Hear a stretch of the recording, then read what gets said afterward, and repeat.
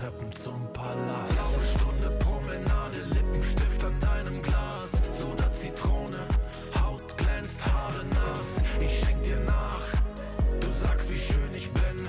Ich küss deinen Hals und du lachst wie eine Königin. Leck die Lippen, ich bin dein bestes Pferd im Stall. Sind am Drippen, trinken Daiquiris aus nem Bergkristall.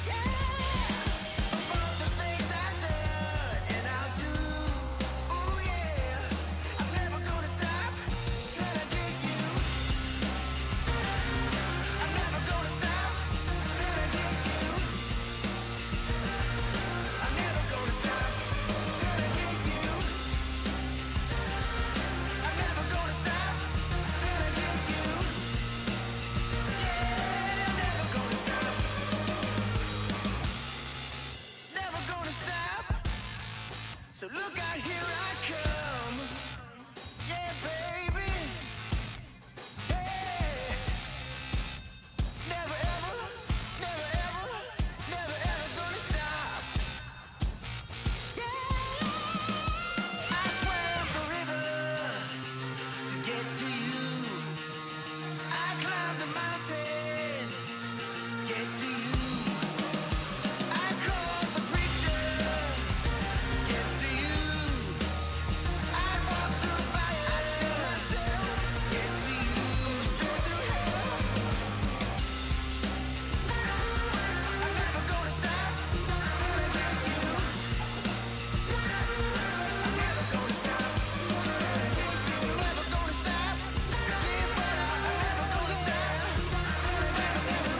Stop.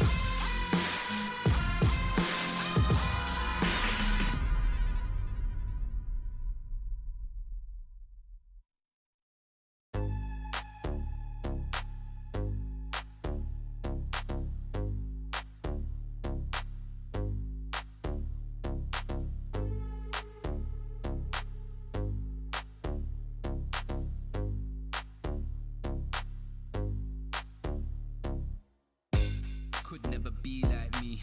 Flow so hot, but the jewels I see. Never think much of a fool I see. Them type of man we are school and teach. Fresh to death, head to toe. Smell the best fresh cologne. Finesse the best freshest clothes. I dress the best, yes you know. I'm that guy, pose for the photo, never been shy. Drips in the chokehold and I got vibe. Wardrobe looking so cold, put it on ice. Yeah, I'm that guy, pose for the photo, never been shy. Drips in the chokehold and I got vibe. Wardrobe looking so cold, put it on ice. Ice.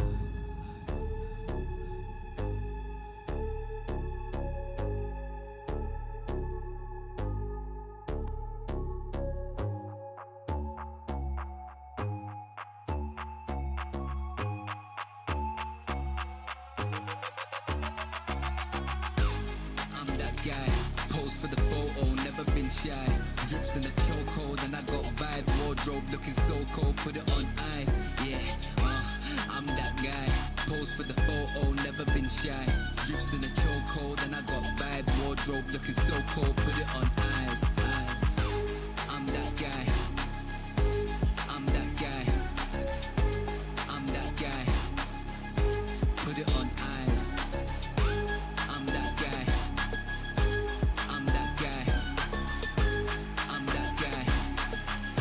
Put it on ice.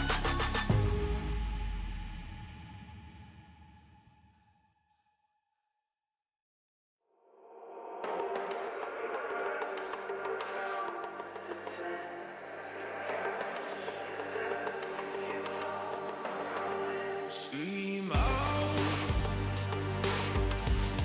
I see you turn around.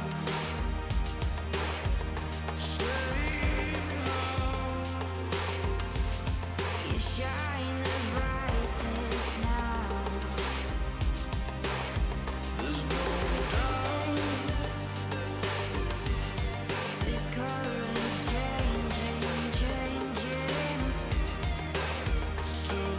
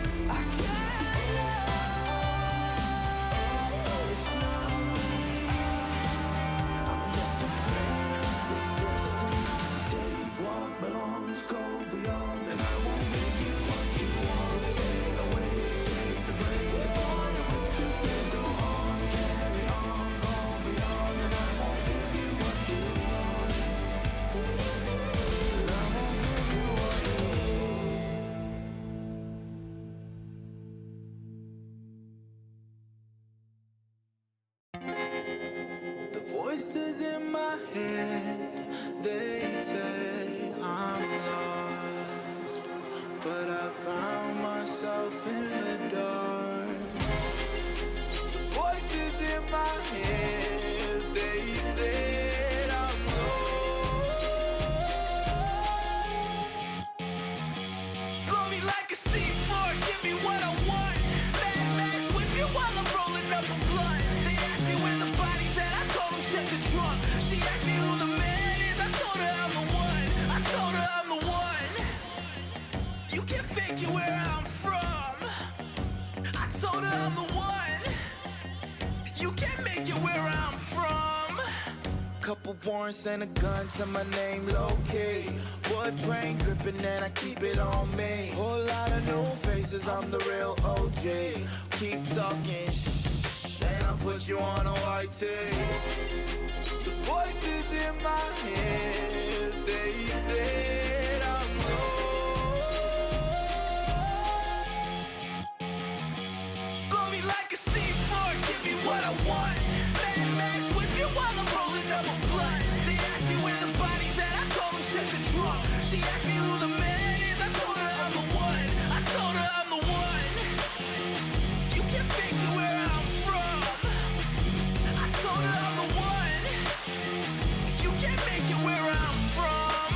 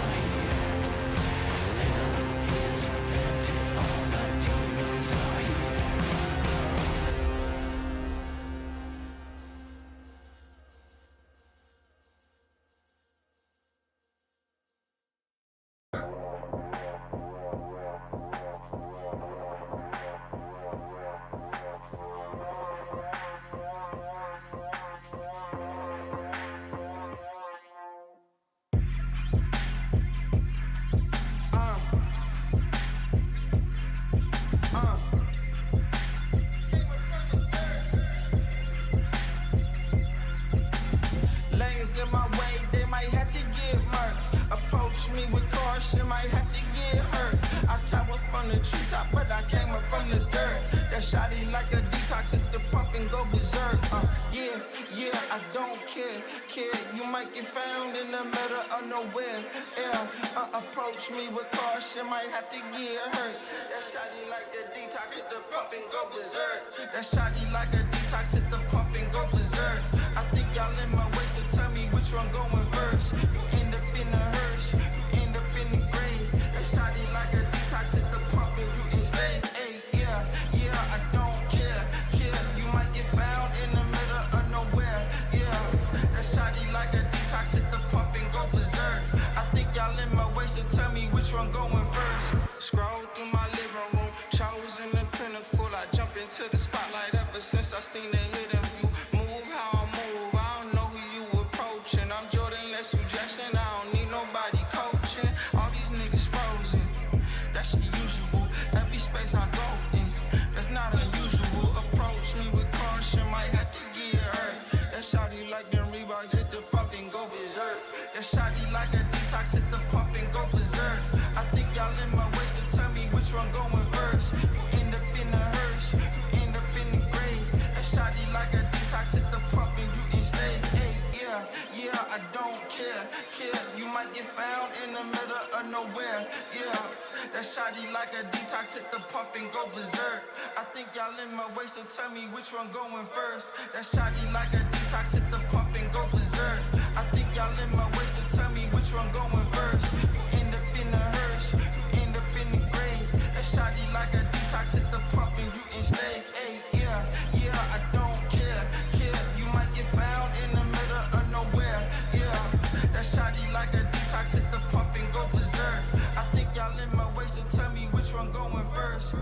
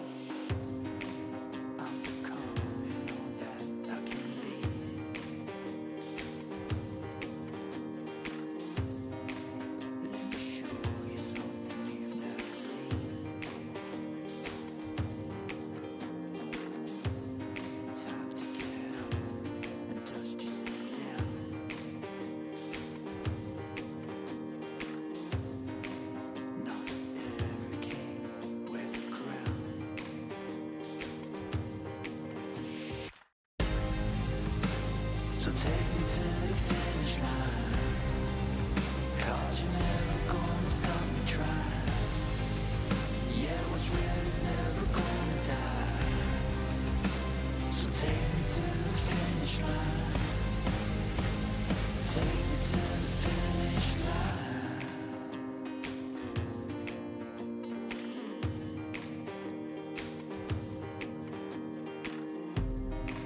Keep on running till I get to the top. I'll never back down. I won't never stop. Well, good morning, lovely folks, and welcome back to the Riyadh Masters and the Esports World Cup. The Chinese qualifiers continues once again and heading over into its final day. It's the last series. We already know two of the teams that have qualified through, but we need a third, and that's what we're going to be bringing to you. It's going to be T-Panda and Lizard. Lizard, you ready for some more spicy gaming here today? Yeah, I had some Dota-related dreams. Woke up, started casting Dota, went to sleep playing Dota. I'm ready. Safe to say, I'm ready. Yeah. That's the professional schedule right there.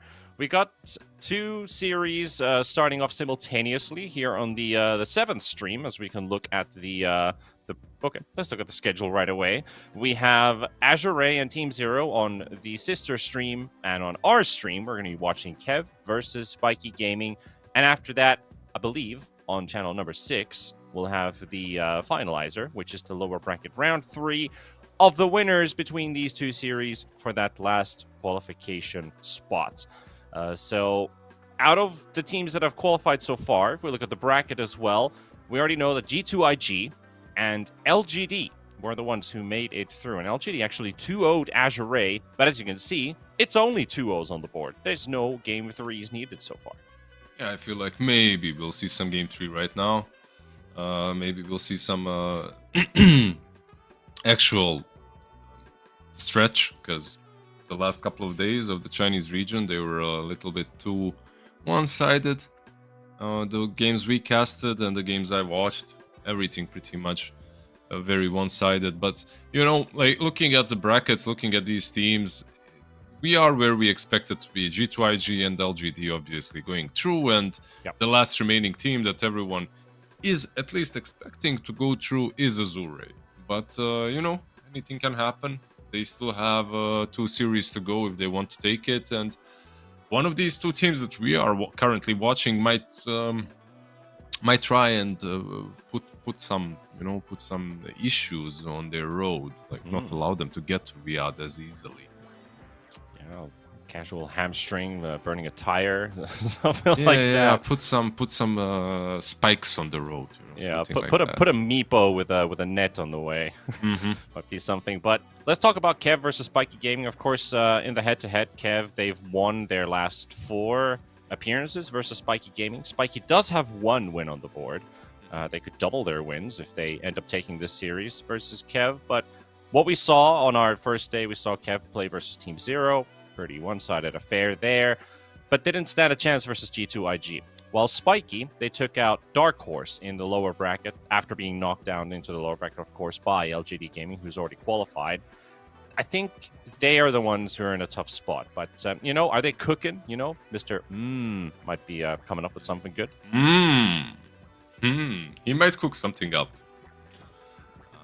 Yeah, I don't know. I don't know what these two teams can be cooking, because I'm going through the player profiles and I see a lot of Imba meta heroes, as you know, those videos that you put on your, like the mini profile. I see some Legion commanders here, so Spiky Gaming, Blade Mail, Legion Commander does make sense. So a lot of things to look forward to. Honestly, like I'll tell you one thing: when a new patch is as crazy as this one, right? I would rather watch Tier 2 Dota than Tier 1 Dota. Tier 1 Dota is, with all due respect to my blitzes and AoEs and, you know, all these big boys, big-brained maniacs, they are too stuck in their own ways, and they're suffering from success. They can't really, True. They can't venture out and go crazy. Meanwhile, these tier 2 teams, they have to go crazy because most of the time they don't have the, how to put it, the hero pool necessary to play what everyone is playing. So they have to venture out. They have to play the heroes that only they play. And sometimes the meta hits them correctly and you see a rising star, rising. I totally agree with you. Like, there's room for some epiphanies. They don't have anything to lose here, Like, of course, a qualification spot, sure, but theoretically, they don't have anything to lose compared to like tier 1 teams who have their fame, their honor, their prize pool money that they're already invited to a tournament, their prestige. Everything is on the line. Why they're probably, hard stuck in their own ways. So, and these guys are just out there to show that they have the hunger, they have the will, and what is required to become a pro player. So they just fight it out. They just try stuff. They make it work out. If it doesn't, they try something else. And it's not like, you're playing Storm Spirit 5 games in a row. Nothing taken away from Bulba. I mean, Storm right now in a really good spot. So maybe we'll see some Storm 5 games from Bulba once again. You never know. And the hero is there's a lot of really good heroes right now, and that's what I like. But we're in this sweet spot in which there's a lot of good heroes and everyone is playing a lot of heroes. The problem occurs when people realize which one of those really good heroes are the best. And that's when the meta becomes a bit stale, and that's when the meta, that's when people just start spamming the same stuff over and over again. So far, at least, I'm having a shit ton of fun. Like, I'm playing different heroes every game, and I see different heroes in most of my games. Besides the trio, Fantastico on offlane. That's the Axe, the Legion Commander.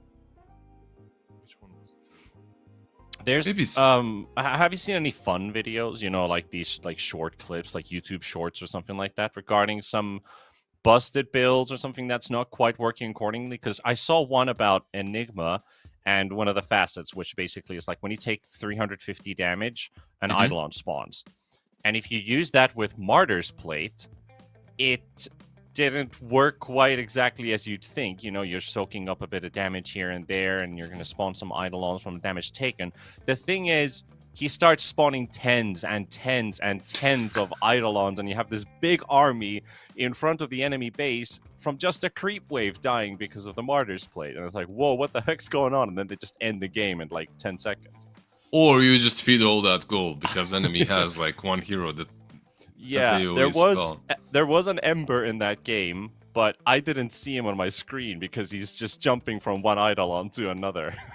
The way to grief an Ember, make him slide fist for 5 minutes. Yep. Dude's is like, I guess I'm AFK now, just chilling in the back. Can't do anything. Yeah.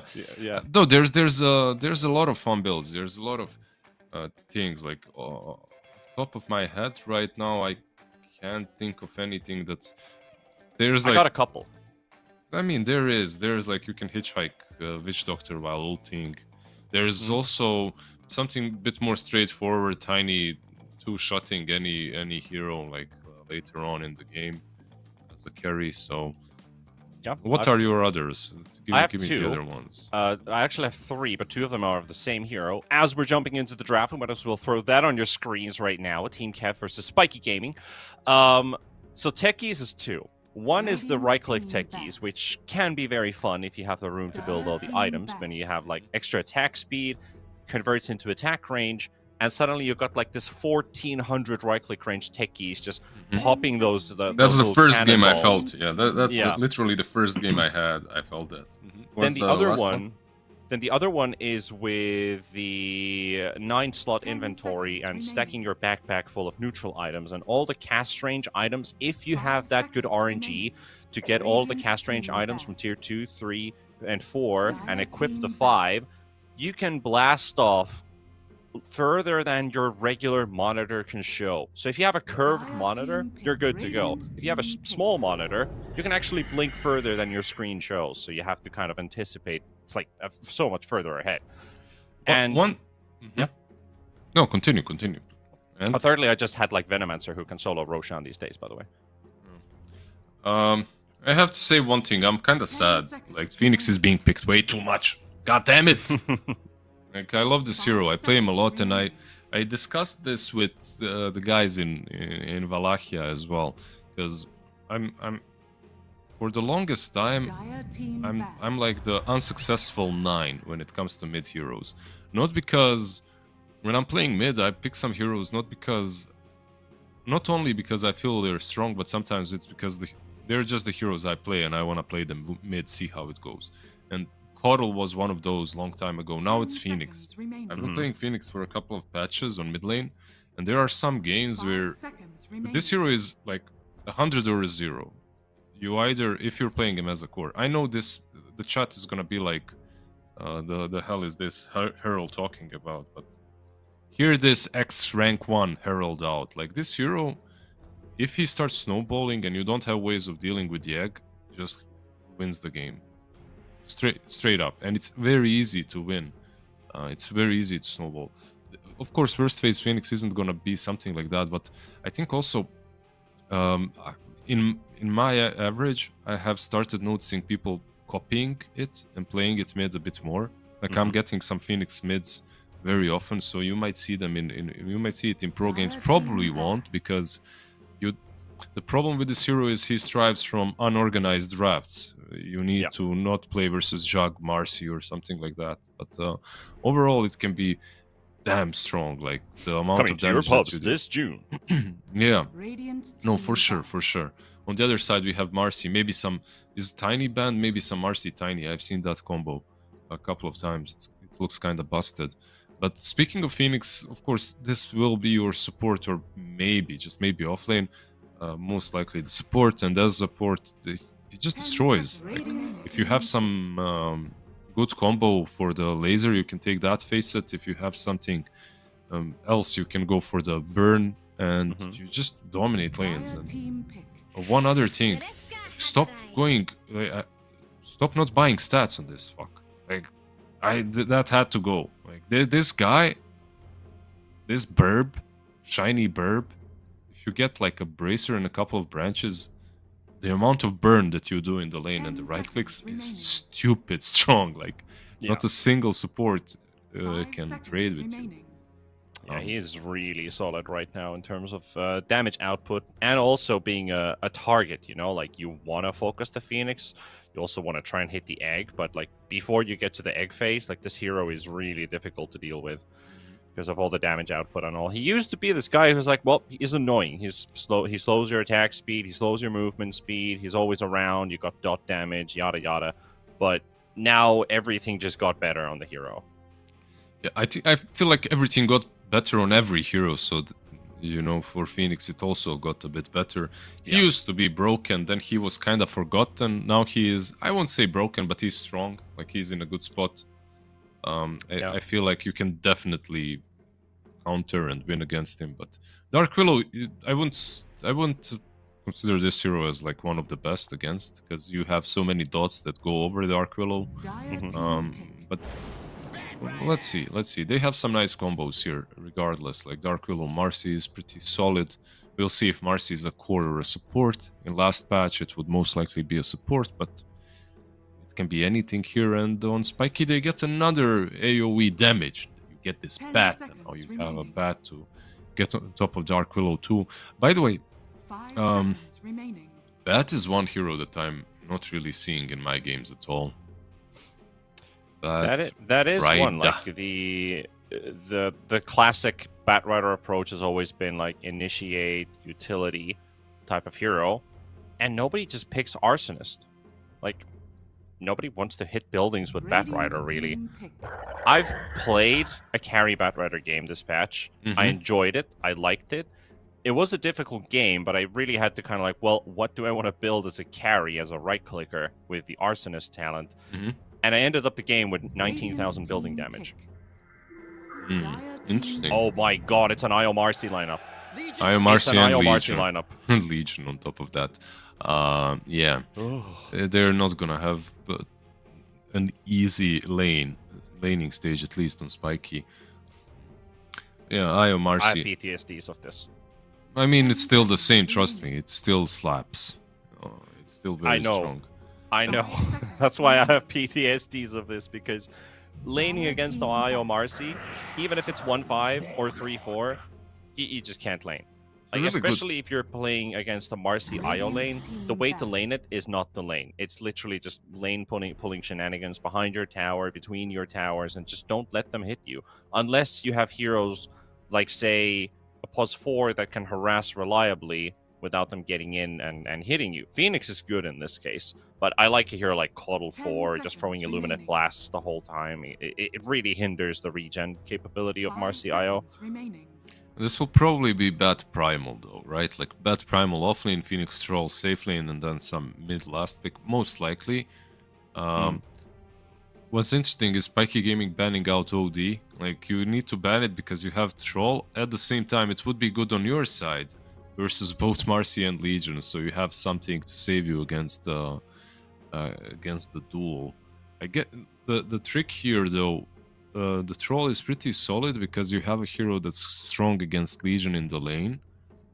You get that mischance later on versus Legion as well. But why is Legion good here is you combo very well with all of these heroes, plus you get a hero that removes Fire Spirits and of course removes Lasso. So yeah, like a pretty solid pickup. Legion overall is just busted. Look, I'll give you one stat. It's my stat. It's my scrub stat. So, I'll believe you, whatever you say. The last time I played Legion before last night was 2015, and I lost that game. Okay, so I don't play the hero at all, like very rarely, and I think I was a support in that game as well. It was some shenanigans. Last night I played this hero and I go 10-0 off of laning stage, like without in a pub, without any practice. That's how strong she is. That's how stupid she is at the moment. Like, Legion right now feels like in the best spot she was in years. Like, maybe even from when she came out. They basically took Shield Crash and gave it to Legion, but it also deals more damage. And it's an imba nuke later on in the game as well. Like, minute 40-ish, you still do so much damage with it. So, I think the scaling on that hero, like, spell-wise, is kind of busted. I mean, ultimate scaling, not only spells, right? Like, you also get the damage. Yeah, just basically, like, the multipliers are only, like, +30 on base damage and +30 on per hero. Your attack speed is +25 per level, damage per creep. Well, not really that high.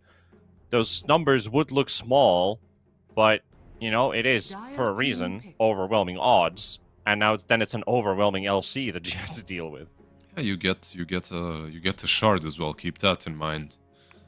Yeah, and it's also retrospective added damage as well. So if you have like 300 dual damage, you're gonna get like +100 extra. It's the damage, but it's the fact that you can cast overwhelming odds. You know, that you have that later on as well. It's just it's crazy. It's very strong. We'll see. Like, of course, there are certain things.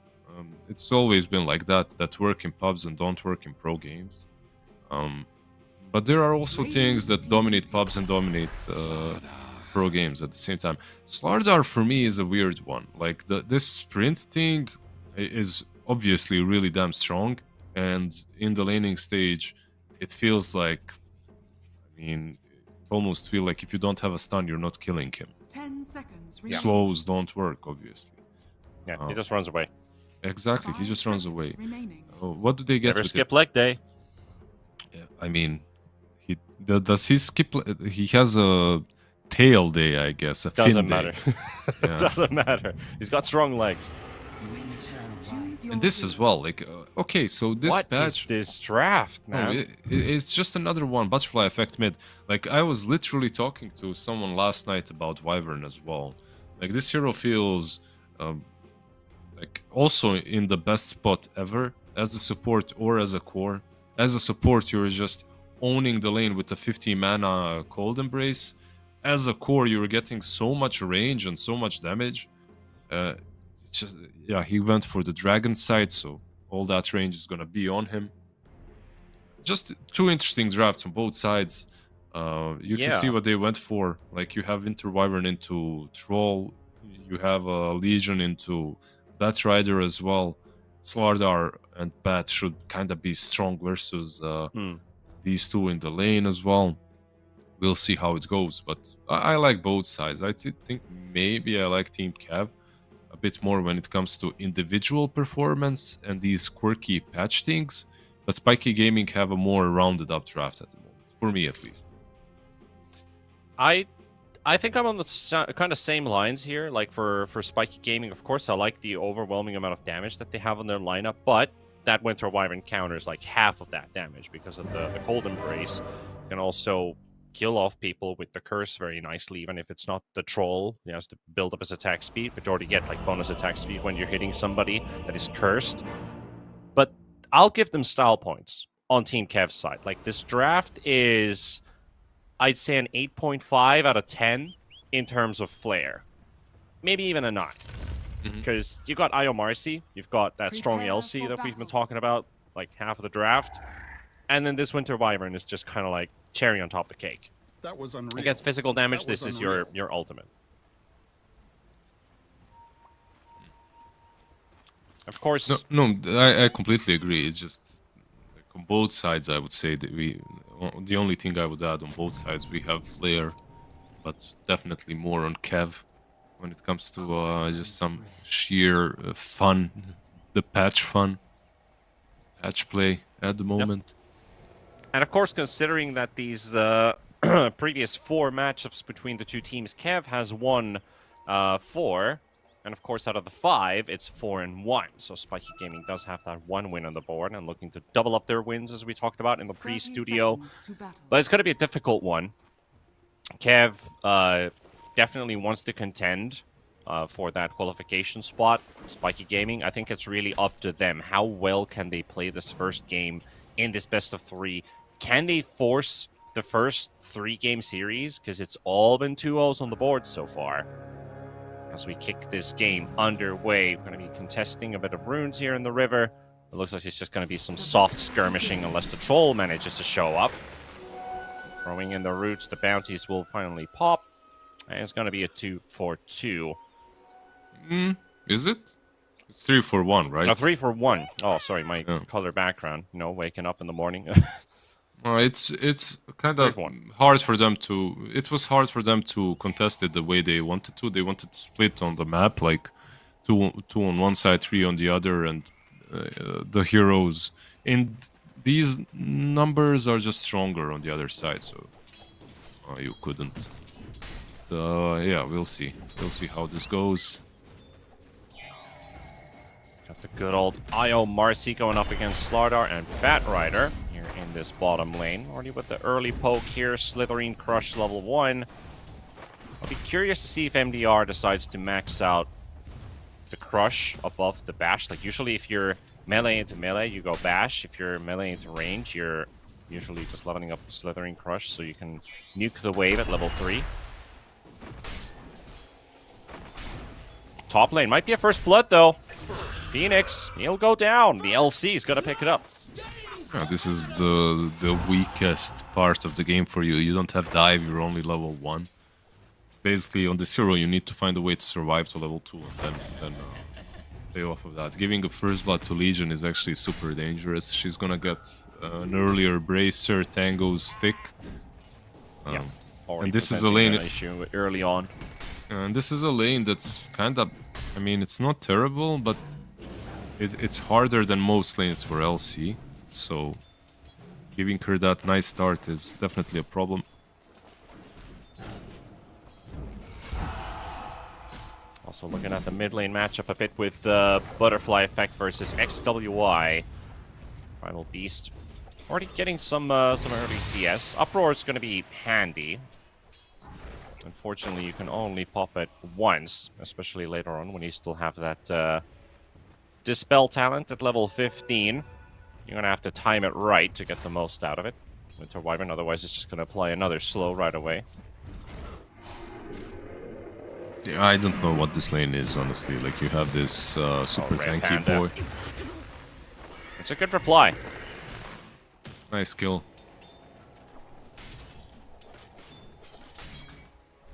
That was even before the 3 minutes, right? Like before the Lotus Pool fight. So another kill. Nice lane on top lane. Outsider trying to zone the LC a bit more. Gotta be careful, but he's got dive now. So from this point onwards, I feel like he can die, but only if he gets caught by some brambles. If he dives too might deep. just He burn won't. down right away. A lot of dot damage flying in as XWY is going to call for the pause early on here. LC still burning away from Fire Spirits and the Icarus dive. He won't die. Like He it won't die, be but even he's going to be in close. pain. It's like basically, if you're not level 3, you're not supposed to kill anyone. If you're killing someone, it's because they're super out of position. You need level 2 Fire Spirits here, and on the other side, you usually need level 2 Overwhelming Gods to dish out the damage. You need level 2 at least on Dark Willow for Brambles and Shadow Realm. So I was really surprised on the top lane how it went already. It was literally just people being out of position that got them to die. Mid lane is an interesting one. 2 levels of Arctic Burn now, 2 levels of Splinter Blast. It's a lot of nuke. All he needs, Butterfly Effect, that is someone to refill his bottle. Or some mana to be ferried. Just the one thing needed here. Troll going to get caught by the Bramble Maze, but a good turn there from Outsider. Burning up the Dark Willow. Still one more Fire Spirit to go. LC without the Presty attack. Doesn't actually get that Fire Spirit to fly just quite yet. Just to pop a salve. Willow won't be able to break it, but LC is able to with the overwhelming odds, so leaving everybody still at low HP. They're really fighting it out here, aren't they? Yeah, there's no dive, no Fire Spirits, so unless this troll can solo him, let's see. And he can. sticks. Yeah, nice, go. nicely done. They And could- he's got a wand on trolls, so he's definitely not gonna die. He gets a nice little kill. Yeah, just didn't have the chance to turn around onto the LC as well, because Phoenix had both of his abilities on cooldown. But could have been a small opening. So they're still happy with picking up any kill that they can.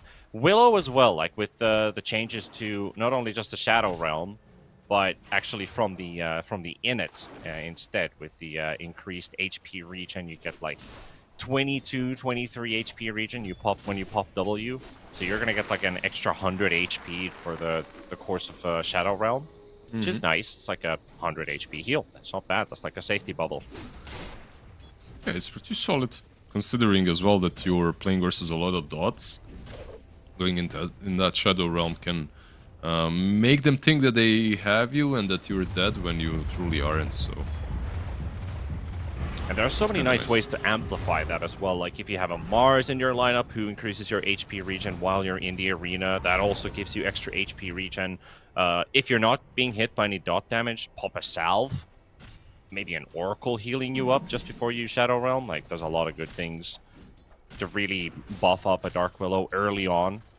A hero that's known as kind of a squishy glass cannon support. Low mobility, not the highest HP pool, high damage output, good control. And you can make this Willow into a nearly unkillable hero with the right lineup. I mean, she's already... Like, she's a glass cannon like you called her, but she's already very difficult to kill. Yeah. It's like one of those supports. She has a built-in... like, she not only Shadow Realm, she also has Terrorize and top lane. Let's see if they can kill the troll. He's level 5. He's really tanky, by the way. Fairy Fire...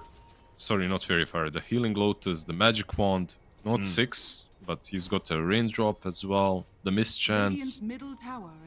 And he realizes it and goes back, so... That Invis Rune was scouted. Yeah, good scent. That actually was the hard camp sentry blocking the camp, which revealed the rotation from Butterfly Effect. And now they're going to retaliate onto LC as they see that the Winter Wyvern is gone. That's going to be an easy pickup for XWY. I mean, this might look a bit silly, and it might be a pretty silly thing for me to point out, but that hard camp has been blocked since the start of the laning stage. If you've got an Invis Rune, you're going to top. I'm pretty sure they know you're coming, and they know where you are. They had the other sentry as well on the cliff there, right? But Yeah, that too. yeah, the Invis Rune. probably not gonna be super helpful. I mean, it was a nice attempt. You know, sometimes Sometimes it works. yeah, sometimes it's just a tiny little bit out of range. They're having lane issues, like right now on the Radiant side. Even though top lane should have, of course, we talked about this being a difficult lane. I feel that if you're playing Legion right now, you want to be winning the lane, but it's not working for them at the moment, at least. It is a 2k net worth lead for the time being for Spiky Gaming. The Patrol on the board with 4k net worth at the moment at 8 minutes. Primal Beast also having an alright time compared to his counterpart, the Winter Wyvern, a couple hundred gold behind, but everybody kind of short margins, or small margins.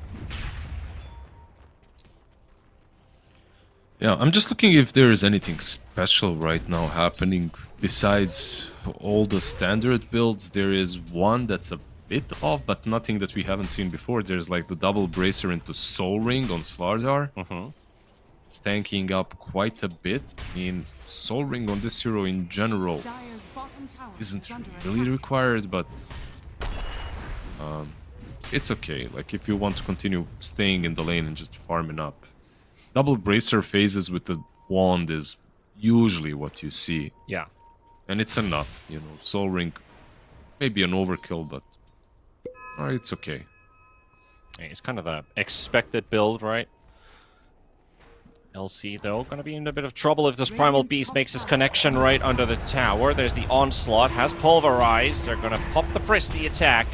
They're going to end up stunned up at 400 HP. Still remaining is all he needs. Phoenix get caught by the stun from the Dark Willow. Oh, they're not going to catch anyone. They're not going to catch anyone, yeah. Yeah, they try. The problem is... Autumn, though, they're actually diving under the tower here. Slardar bringing in the backup. They got the chance to teleport in to save his buddy.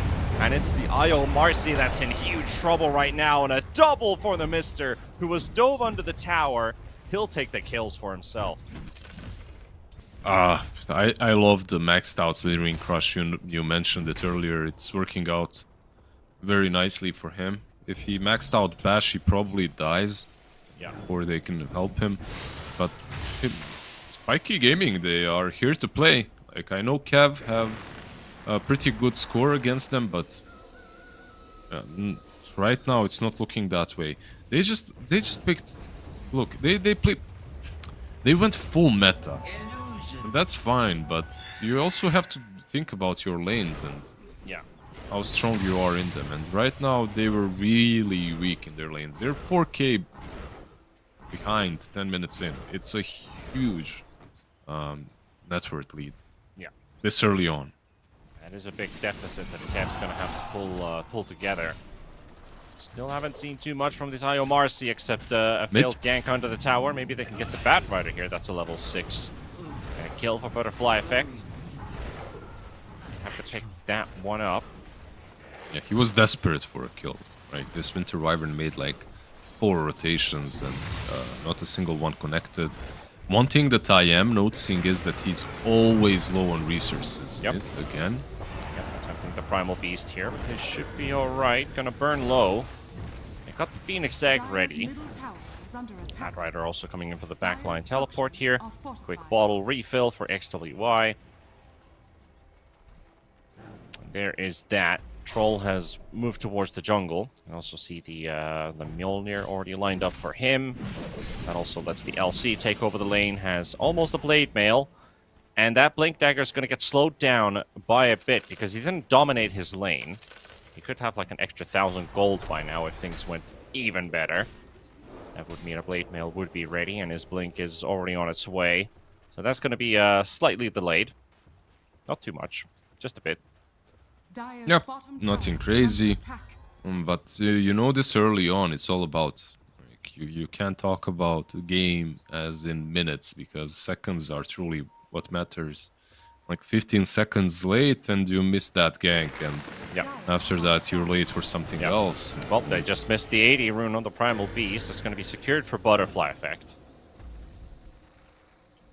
And it's a DD, nice little DD. I wonder if he's gonna... Okay, he's deeping top, they have relocate as well, duel. Yeah, the duel kind of came on its own, but Troll looks like he's going to get his ulti off in time, but the egg positioning is there.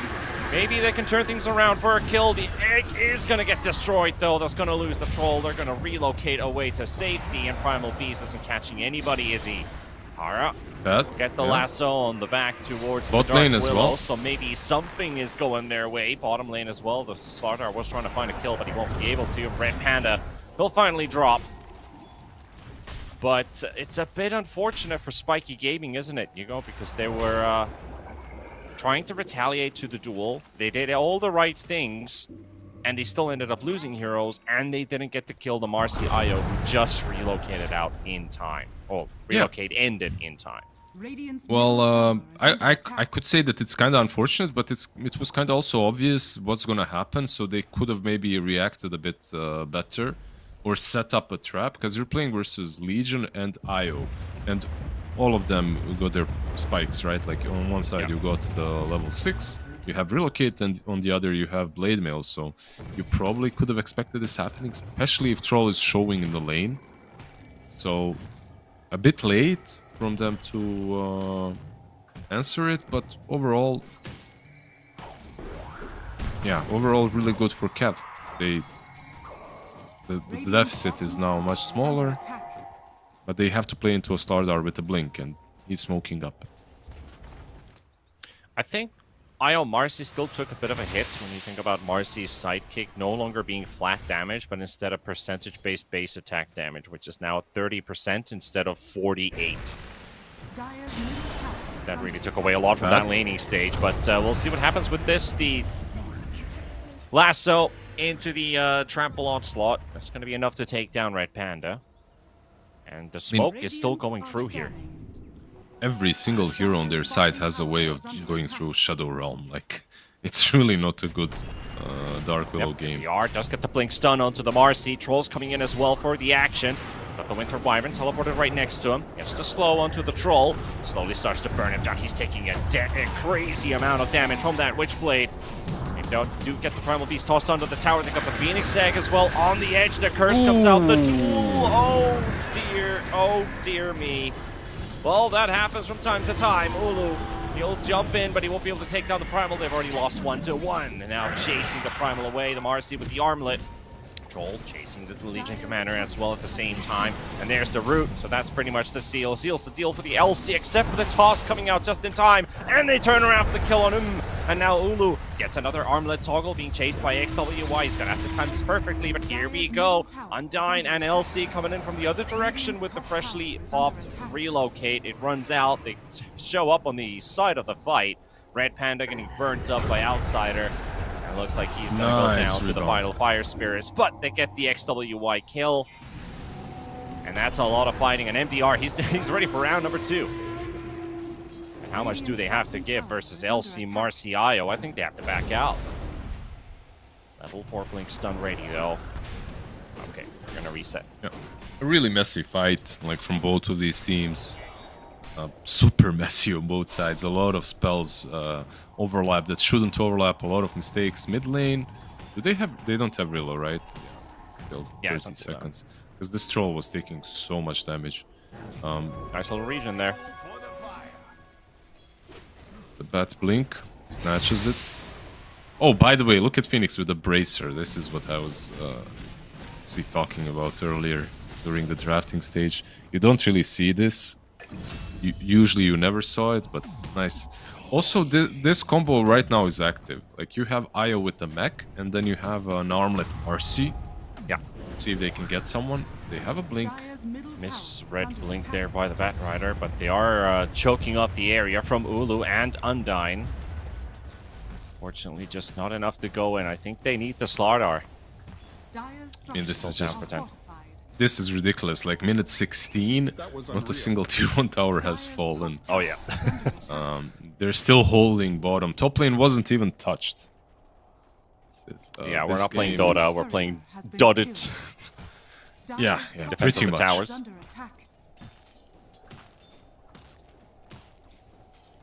And also, Spiky Gaming, they've lost that almost 5k gold lead that they had. It's gone. Yep. very gone. They have a blink now on LC as well. Next item, of course, will be the Aghanims. That's the build right now. Bracer, Blade Mail, Blink, Ags. That's all you need.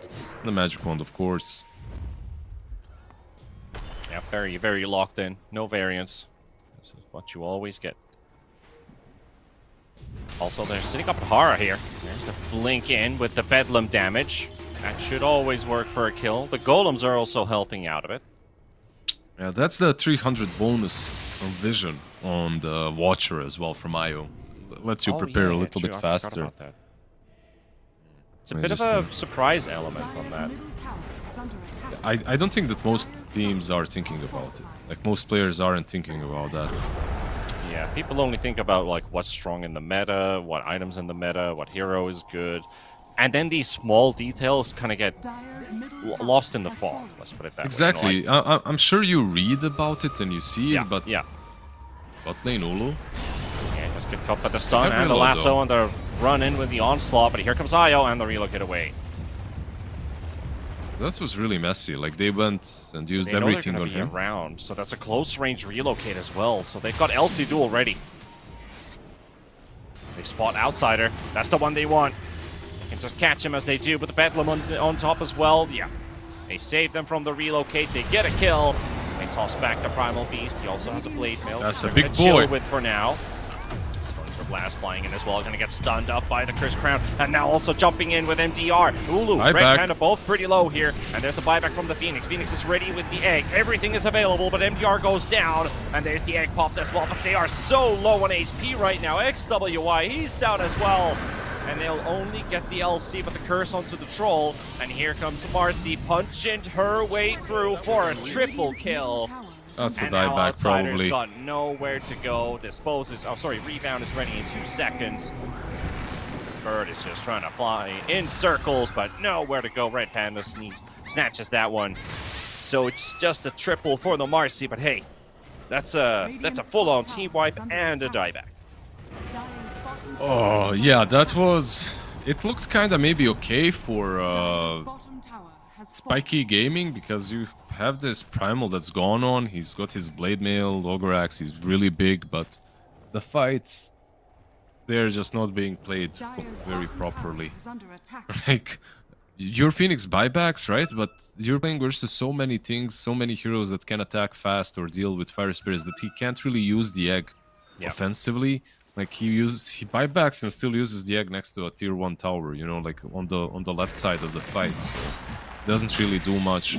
Also, you're fighting into a heal from region with bonus HP region, of course. Press the attack. On top of that, you have the IO with the mech, and then on top of that, you have Marcy. If you don't kill a hero instantly, he's gonna heal up. They will come back into the fight. So yeah, the sustain that's something is kind of ridiculous. Exactly, it's huge. Like, they have a lot of sustain and a lot of things overlapping again for Spiky Gaming. Like, it started with the overlap of stun, lasso, and pulverize. So yeah, just gotta play these fights a little bit cleaner.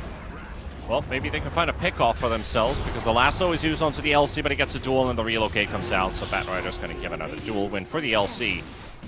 They did use the scan bottom, but they were surprised about the LC roaming about in the top half of the map. Yeah, this is where the combo becomes obnoxious to play against. Yeah. 9-second BKB up on Marcy with the Yasha, given all that extra movement speed for the IO2. Oh, they found themselves on the ER. Oh, that's another kill. There's no way he's getting out of this one. Leg day or not. Yeah, they're trying their best to itemize for the problems that they're facing right now. If you look at the heroes like Phoenix has Yules queued up, Slardar as well, Yules Aghanims queued up, so they understand what their issue is. It's just that they can't deal with it at the moment. It's way too difficult. And even with this new tech build of Gleipnir on Troll, I don't think it's enough catch, because you do have catch, but one press the attack solves most of it. Yeah, actually, I wanted to ask you about that. What do you feel about this Gleipnir on the Troll? Because I honestly feel like it's meta or not, I don't like it. I just don't. Let's see mid lane first. Dark below, and then I'll give you my analysis on it. I think overall Gleipnir does a lot. You know, it gives you some extra catch as well, so you can pop it and then pop the ulti. But like I agree that you are lacking Lasso mid. That's a big target. They egged as well, but they have. Yeah, I love how it's just big throw down to the river and back up. Oh, what a big curse comes out, the Primal Beast, and everyone's stuck on top of each other's. And that's just a disaster. They might GG. That is just even. an absolute disaster. I would not be too surprised if they just called GG right now. They probably that won't. was horrible. Not gonna lie. Yeah, this is the power of Marcy into Phoenix, by the way. Like you get this Marcy with the ulti, she jumps on top of the Phoenix. They relocated on top of the egg. You don't really see that very often, but they relocated to save their mid, and it worked out flawlessly. Also, just a sec, you have the attack speed from the IO as well. Like you have the crit streak face it. Yep. So even like yeah, this first pick Phoenix was like the hero is cool and all, but it doesn't work in this game. It doesn't seem to work in this game at all, yeah. Can't really blame it on the first picker, but I know your point, I see your point. Oh, MDR just broken there at the same time. Won't be able to get any kind of jump in.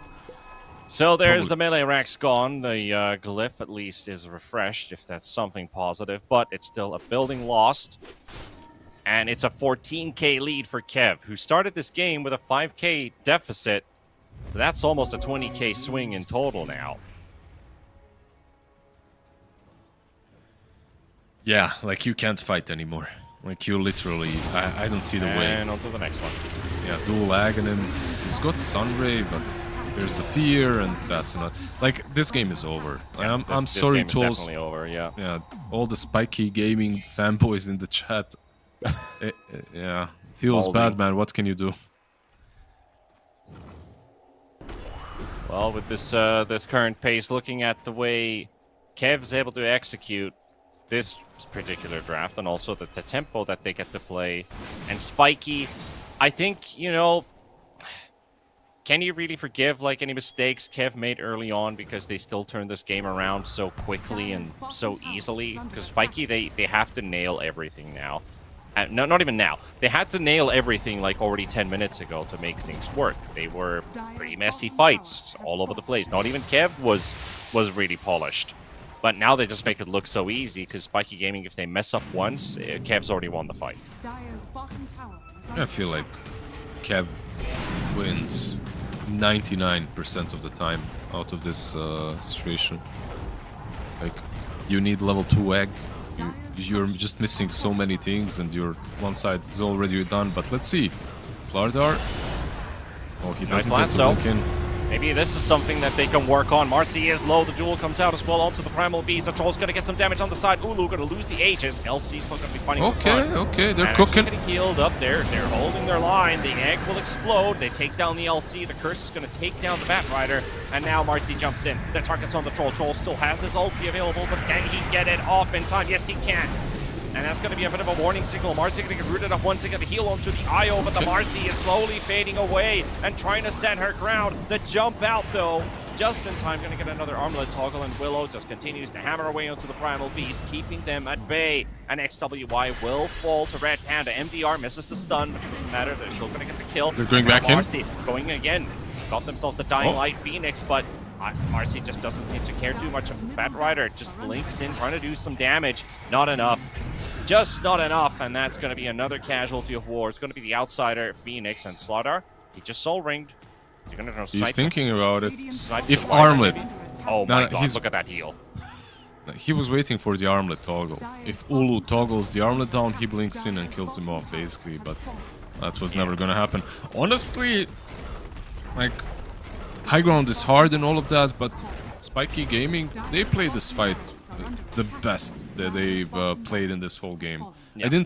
I didn't see it in them, like, so far. I didn't see that it's possible for them to play a fight this way, but that was That was probably one of the best fights. Not probably, 100% in this game at least. Yeah. Everything was right. Like the way they... Well, the sad part is everything wasn't right. Like they didn't initiate properly because Slardar got hit by brambles, so he didn't blink in. Yeah. He was a bit late to the party. If he That was was the there on only time... Yeah, if he was there on time, maybe it would be even better, but... And again, just kind of proves the point of they make one mistake and suddenly they've lost the fight. And it looked really good as well. Like it could have been so much better. Well, you keep in mind that it's a mistake to, well, quote unquote, it's not stupid if it works, right? But pushing high ground there for most teams would be dumb. Like there is no reason for you to go uphill. You can still get a pick off, farm the map. No one is pushing you. It's just that they feel overpowered and they know how overpowered they are, so they press it. But most teams wouldn't. And even right now, you don't have ages, but you're still going, you know, you're 20k ahead, you can't blame them. But it's not most discipline optimal Dota. Well, now we got a shield popped on the Winter Wyvern with the Aghanim, so look at that long range siege. Look at that damage on the tower. This Wyvern hits like a truck. With the sidekick and everything. Yeah. And Brambles on top of him, so you'd like to jump in and lasso him out, but Yep, you don't get... Yeah, if you don't get brambled, you're gonna get pressed attacked. You're just not gonna make it. It's not gonna happen.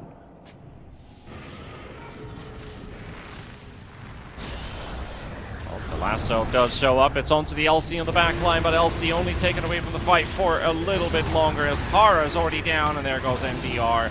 Might be a Phoenix Egg on the high ground, but they're just gonna walk away from it. XWY is gonna save him. Tried to Manta dodge the egg explosion. I like the attempt from the Marcy, but it doesn't matter. You know, this game is already in the books. GG. There's the GG call. We're done for game number 1, Kev. They make it look a little bit too easy, despite the rocky early minutes. Yeah. This is probably just a testament of how strong these heroes are at the moment, like these combos that they've drafted.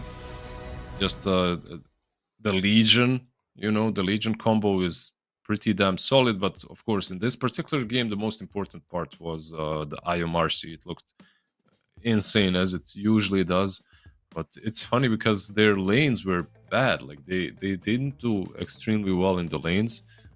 You could say that Spiky Gaming got everything that they wanted out of them, but then they just got outplayed and a little bit out what's the right word, out cheesed with the draft, with the picks. It's a little bit of both, really. Both drafts were playable, but I feel like Team Kev might be slightly of a better team, so they executed. Yeah, they have a bigger slightly brain. better. Yep. Sometimes that can end up hurting you or hindering you, but they definitely made this one work out nicely. Only 3 heroes with 1 death, and one of those just happens to be the IO, who has the highest KDA out of the whole team. He's 27. So that's pretty sick. You'd consider the IO dies at least 2, 3, maybe 4 times this game, but no, that was totally not the case. So hey, the support with the highest KDA, I applaud you. I bow.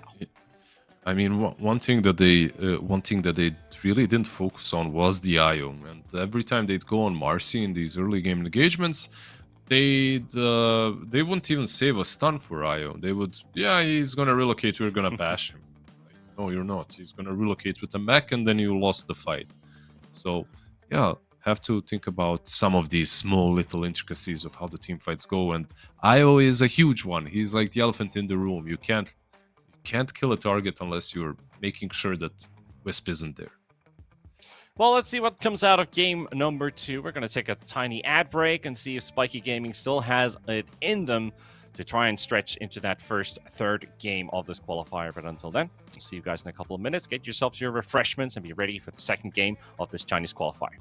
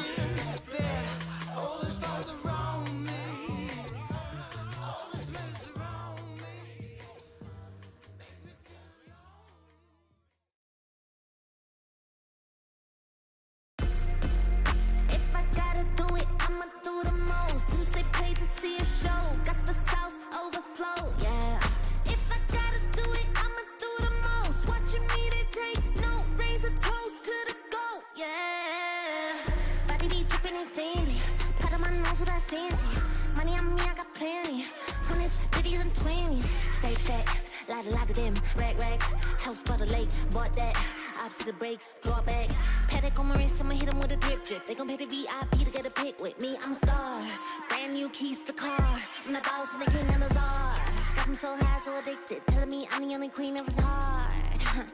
Guess I let you co-star. If I gotta do it, I'ma do the most. Since they paid to see a show, got the sauce overflow, yeah. If I gotta do it, I'ma do the most. Watching me, they take no razor toast to the goat, yeah. If I gotta do it, I'ma do the most. Since they paid to see a show, got the sauce overflow, yeah. If I gotta do it, I'ma do the most. Watching me, they take no razor toast to the goat, yeah. If I gotta do it, I'ma be the best. You can bet I got the recipe. Mastermind creator of this high vibe energy. Only thing I'm loyal to is building a legacy. So quit testing me. Lot of commas in the bank, I'm a provider. Tell the amateurs stay in they lane, ain't no outsider. Bought a mansion in LA, right next to Mariah. Write a song, get filthy paid, price going high, yeah. If I gotta do it, I'ma do the most. Since they paid to see a show, got the sauce overflow, yeah. If I gotta do it, I'ma do the most. Watching me, they take no razor toast to the goat, yeah. If I gotta do it, I'ma do the most. Since they paid to see a show, got the sauce overflow, yeah. If I gotta do it, I'ma do the most. Watching me, they take no razor toast to the goat, yeah. Yeah. It takes a lot to be the best.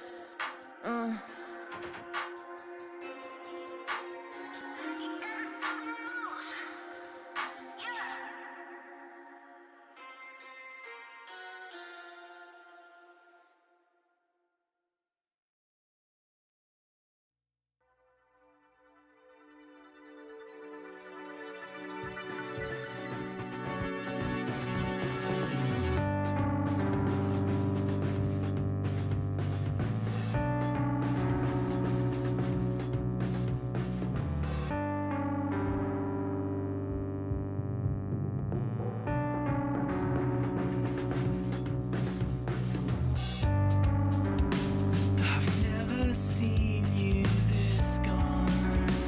You're further than you've ever been, and you're fading out.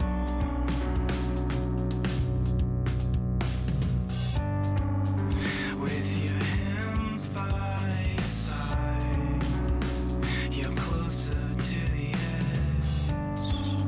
It's your final breath of courage, and you're ghost white with a head full of pain. But if this goes right, then you'll never hurt again. Then you'll never hurt again. Then you'll never hurt again. Then you'll never hurt again.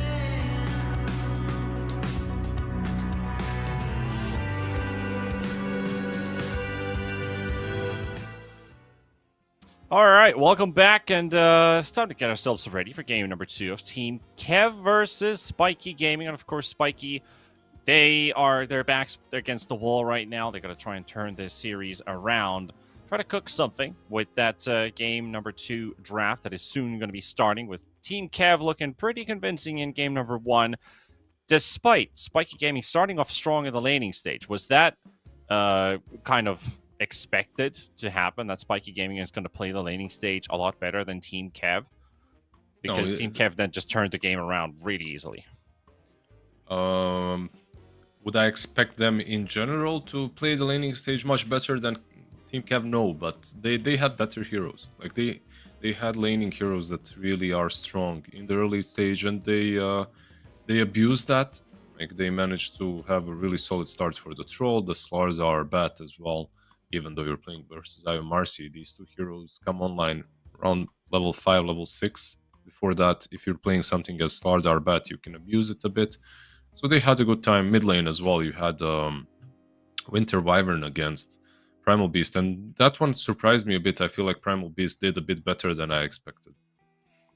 I also feel so too. Like, usually when you look at range versus melee, like, it is of course very hero dependent how those matchups do go, but it's of course a bit range favored. And I know that Winter Wyvern, like, going for just Q and W, he's got a lot more damage output, can keep the Primal Beast at bay. The new Winter Wyvern, the way, I mean, not the way, but how much damage that Q actually does is pretty obscene. So Yeah. it's expected to do a lot better in that laning stage, I think, which was well played by the Primal Beast to keep that competitive. He had a bit of luck when it comes to the runes as well. He got the bottle a bit earlier than the Wyvern, and he had an extra bounty, and all these little things add up. They add up in a way that, as a Wyvern, so what's the issue here? I've seen this before. Like, you have a hero that wants to dominate and that wants to burn you down and that wants to zone you out of the lane, right? But all these small little things added up to a place in which everything is just a little bit faster on the Primal, a little bit more regen. The bottle is earlier. He gets that even minute 4 bottled, or minute 2 probably 4 bottled. The water rune, so he gets like, you're trying to zone him and you're wasting all your mana and he's just not zoned. So you're kind of stuck in this position in which, okay, I didn't zone the mid laner, I don't have the resources to rotate, I just have to wait for minute 8 rune now. Minute 6 one, I believe, was the invis, and it didn't work as well. So just a lot of things that didn't work out for Team Cav, plus they had heroes that weren't supposed to win the lane anyway. Well, let's see what happens in game number 2's draft, which is ready to start with Spiky Gaming versus Team Kev. And I also want to give you a quick reminder for all of you people watching out there. We also have a secondary Chinese stream for the Azure Ray versus Team Zero matchup that is going on right now. You can watch that on EN6. We are on EN7 right now at our channel. And for those of you who don't want spoilers, please mute the stream right now. I'll give you a couple seconds to react to that, because I'll give you a quick update on Azure Ray versus Team Zero, which in the first game, which has just ended, Team Zero takes the lead, which is a bit of a surprise, considering that Azure Ray was supposed to be the third team to directly qualify. They're going to have to start that series with a deficit. So I like that we at least have a little bit of a twist happening here in the Chinese qualifier. Honestly, out of these 3 teams, like G2IG, PSG LGD, and Azure Ray, like, Azure Ray is the one I'd expect to drop the ball, if anyone dropped it. Like, they're the ones that can lose to these Team Zeros and stuff, you know? They're the ones that actually can lose to Team Zero, Team Cav, and just get... I don't know. You expect so much from them, and you know that they're the probably, arguably, in the last couple of months, the strongest out of the 3, considering all the events that have happened, right? But they also have these days in which they just lose to... They just lose in qualifiers, so... Yeah, we'll see. Game 3 probably gonna happen from them. Let's see what happens in this game first. Storm, TA, banned out on one side. 2 heroes that definitely won in the meta. Zeus as well. And Spiky Gaming banned out the Phoenix. So they really like the hero as a first phase. So they ban it out. And considering how countered he was, he still did a bit on that Phoenix. He still had impact. So it's a good ban, regardless. Well, now that we also see the some of these patch winners, the TA getting banned out early on, see a lot of rise in the Centaur picks, the Venomancer picks. Veno that has been also ridiculously good in some of these games. Finally get to our first pick, and it's going to be through a tiny ban into a DK pick. And Spiky Gaming, they lock in the Razor instantly as they see that DK come in. So they already knew what they want. This is a weird one. Like in the last patch, like you could play DK into Razor pretty easily. You could even win that lane. Like Razor usually, like, I mean, historically should be winning, but the last patch proved to all of us that nothing really mattered versus DK. You just regen through everything and breathe fire. He steals your damage. You reduce his damage with breathe fire, and then you regen up through most Yeah. of it anyway. So it was just dumb. Team Cap, they ban out the clock. 10 seconds remaining. One of those heroes that could make Razor work on the offlane as well. And another hero 5 that seconds I remaining. really enjoy playing at the moment, the AoE on the cogs is like, first it catches support. It's still catching people off guard Team in the back. laning stage. Like, you just they don't expect to be caught. They are. And it's just a lot of damage, and the mana burn is pretty insane. So, and his other talent is also not bad, by the way. If you hit your ally, I think your hookshot is reduced cooldown by 75%, and you 10 get a seconds 300 remaining. range stun. So even his other facet is honestly 5 seconds pretty remaining. solid. Like, Yeah. you don't usually want to hit your allies, but if like later on the team fight is crazy, you can. So you can have someone else initiate for you. Overall, a good ban. IO banned out by Team Cav. They don't want to get this because actually they're the ones that have 2 picks in a row, so they could have went for it, but it's okay. They didn't. Also, wanna also, do I it. like you bringing out the clockwork and both of his facets. The fact that some of these heroes have been given a new way to play the game, to kind of, I wouldn't say it breaks the way that they usually were played, but like, say you take the ally hook shot, you can use it to join in the fight, even if it might look like a mistake, like, oh, he hook shot his own teammate. But because of the reduced cooldown, it just helps you to get in there, apply your pressure with the battery assault and the cogs maybe, and then still get a secondary hook shot almost right after to a target you really need to catch that nobody else is going to get to fast enough. So I like that it kind of changes your gameplay style a bit too, but doesn't really change too much about the core dynamics the hero is supposed to do. Yeah, it's just like 10 this seconds thing. Do you really want to rely on hooking your allies? It's kind of weird, you know. It's good, but at the same time, really kind of weird and very. It's like an edge case scenario, and because of that, Oh, we're I edging guess- now.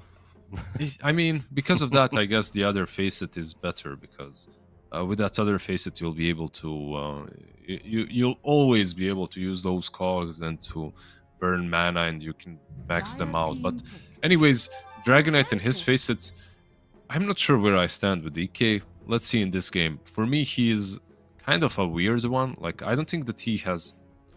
I'm happy he didn't win the patch because he won the old patch. Like, the last patch was definitely his.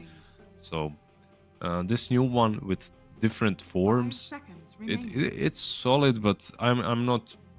I don't know where I'm at completely with the DK. Same with Tench, like a hero that I didn't play. But on the other side, Shadow Demon, pretty solid. He's got, let me remember, yeah, he's got the 15% HP removal or addition on your second spell, Soul Catcher. So that's probably the one you're taking. Yeah, the dissimulate. Yep. The Weaver... Or disseminate, even, I think. Disseminate, yeah. Yeah, that's the one. The Weaver, you basically get your Gemnet attack built in, and the talent that the facet that you're taking on this guy is not Hive Mind. not Hive Mind. Yeah. I never took Hive Mind. I haven't seen it in play. I've seen it twice, and I've actually it any cast the good? game with it. I mean, it's a bit of a meme, isn't it? I don't know. I haven't picked it. Like, I always went for the Sokuchi slow. It's just too Honestly, strong. I need like a in-game built GSI that calculates me the experience accumulated by those crabs, because it doesn't really seem to do that good. It's not horrible. It can work, but you really gotta not overthink about the experience. You still want to use it the same way you've used it before, which is for minus armor, for vision, for disruption, instead of thinking like, oh, I need XP, so I'm just going to cast this right away. It's like, that's the wrong way to look at it, because it's at the highest level, it's 10 XP per hit. So if you hit the entire hero wave, even if it's like they can't destroy them right away, you're going to get like 50 XP, 100, 150, and then it's gone. So if you think about 150 XP when a Wisdom Rune's going to give you like 1400, it doesn't feel that value. Of course, a Wisdom Rune shows up only every 7 minutes, but it's not a lot of XP. That's a really good axe pick. I would even move this Weaver to support now. Like, I know you picked it into Razor because you're strong against Razor, but 10 honestly, this seconds Weaver for remaining. me would insta be a support. 5 seconds What about pause remaining. 3? What about offlane Weaver? It doesn't really matter. Like, you're playing into Axe. I won't like to see one or the other. I'd rather see it as a support, and then you pick something with a lot of magic damage into Muerta from that pause 1. Or from alright. post 2, whatever, and you can put like DK Weaver offlane or Weaver plus 1 10 offlane, seconds whatever. remaining. Pick your 2 last as 1 and 2, 2 last 5 seconds heroes remaining. on mid and safe lane. Let's see what they go for, because Give me Yeah. Meepo. Even if there's an axe, I still feel like Meepo's pretty solid here. I'm not sure. Like, they play Meepo, and I like the hero, but Team ban. let's see. Maybe. I think this is a much better approach. Like, you actually get a hero that can deal with tags. It's still not great, in my opinion, but at least it's not a Weaver carry. Like, Weaver carry... Like, looking at game 1 and how 10 both teams seconds played, remaining. if I see a world in which Team Kev loses to Spiky Gaming, that's a 5 world in seconds which remaining. Weaver is played as 1 versus Axe. So, Yeah. you probably don't want to be there. Axe is just stupid broken right now if he's playing versus heroes that he's good against, and he's super broken anyway. The Bloodstone build is just dumb. What are the downsides? The downsides of this Ursa is you are playing into Razor, you are playing into Shadow Demon. There are 5 things seconds remaining. that work well against him, but like this Razor, even in the lane, can Team ban. he's not gonna lane into Ursa, so this is probably gonna be like Razor mid, Axe off lane, and safe lane last pick, most likely for Spiky.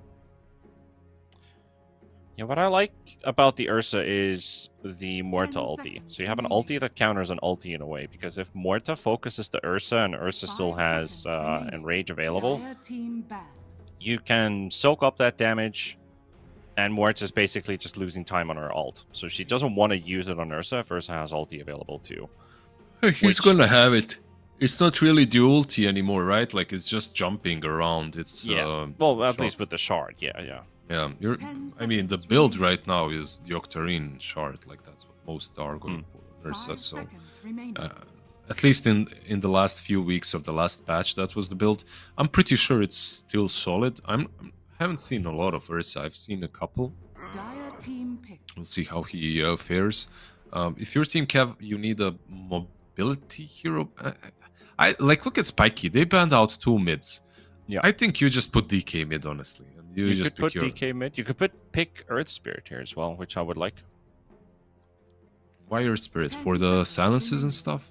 Yeah, I mean, silence, general disruption, breaking blinks with seconds magnetize, Okay. and like also it. the early game aggression that it provides. But early game aggression is also brought by Dawnbreaker, and global vision for people to jump on targets too, and every time it's daytime. There's this 60% evasion as well that you get from her. Like, that's the thing 10 that I really like seconds the remaining. most.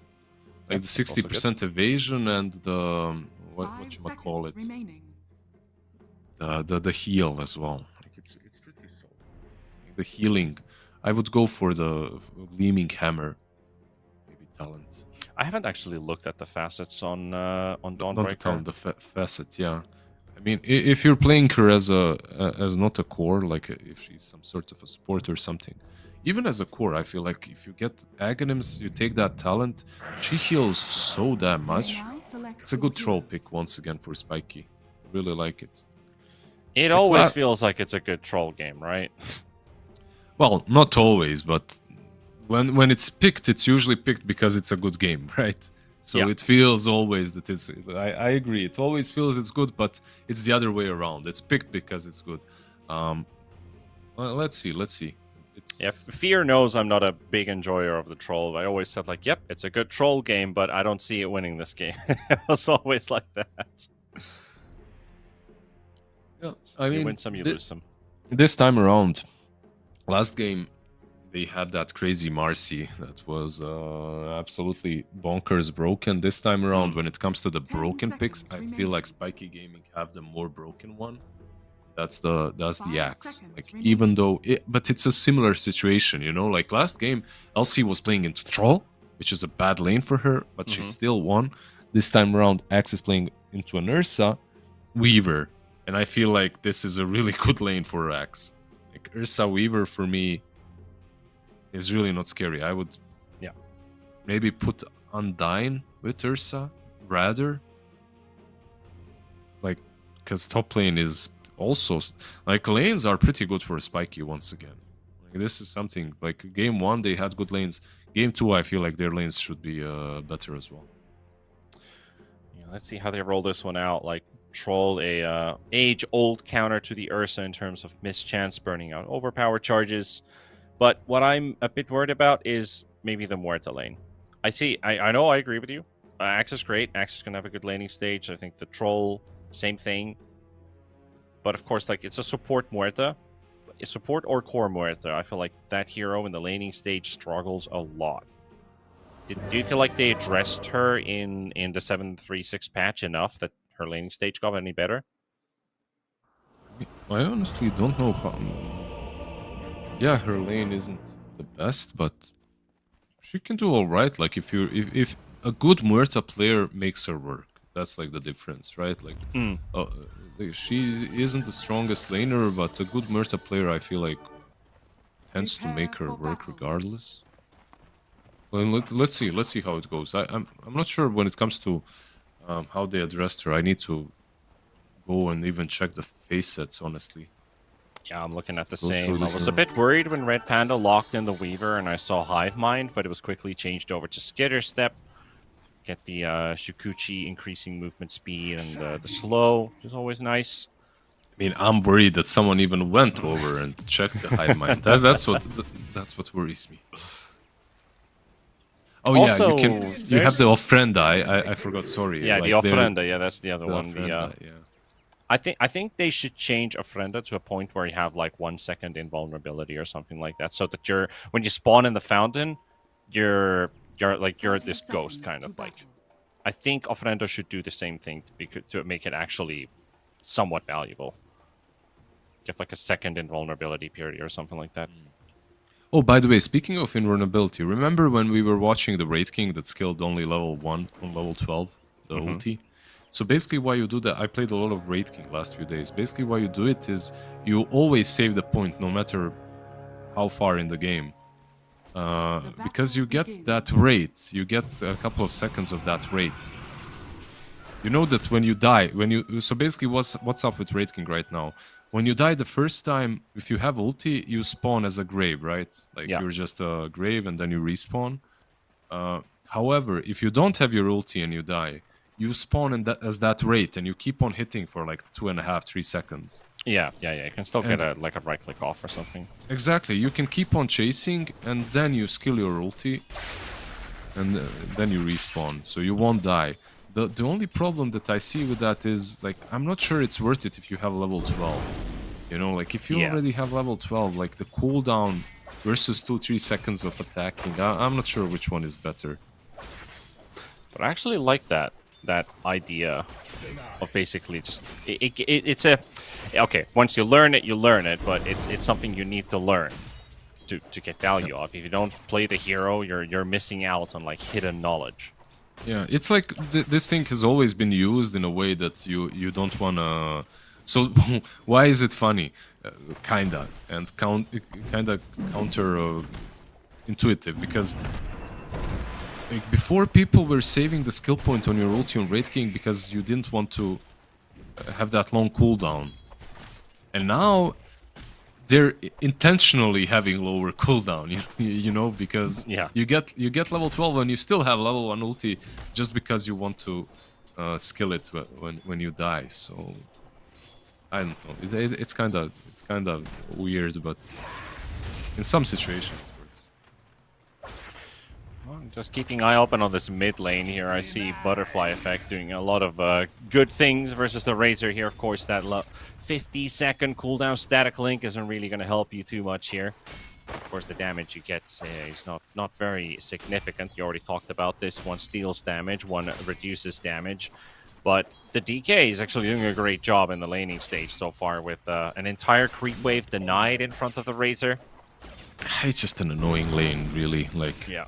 this Razor, you might feel like you're strong enough to pick it into melee heroes, but it can be really rough to play, even into a DK. Let's see, he stole all of his damage right now, so the next wave should be his.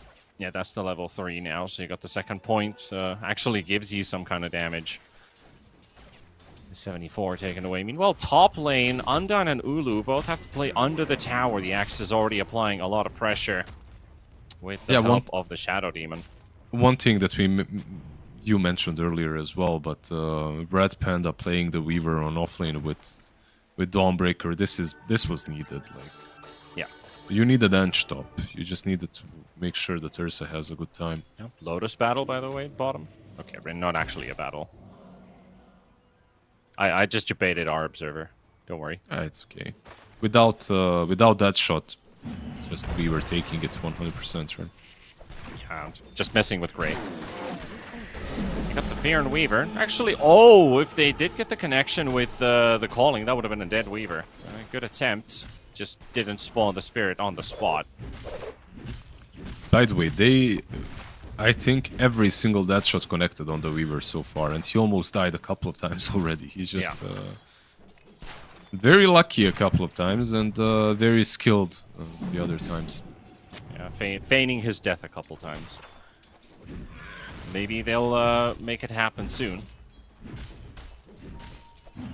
Still, the Dawnbreaker enjoying somewhat free farm with 18 CS, 21 up on the Troll. Already see the Battle Fury lineup. So, something different this game. No Gleipnirs, no Maelstroms. It's Battle Fury time, and Ursa also getting called in the top lane. A lot of poison and burns onto the Ursa Ulu. 3 stacks of poison with the Blood Grenade, and now with 4 stacks of Menace as well. But doesn't quite have the damage to finish off the Ursa. That was a close call.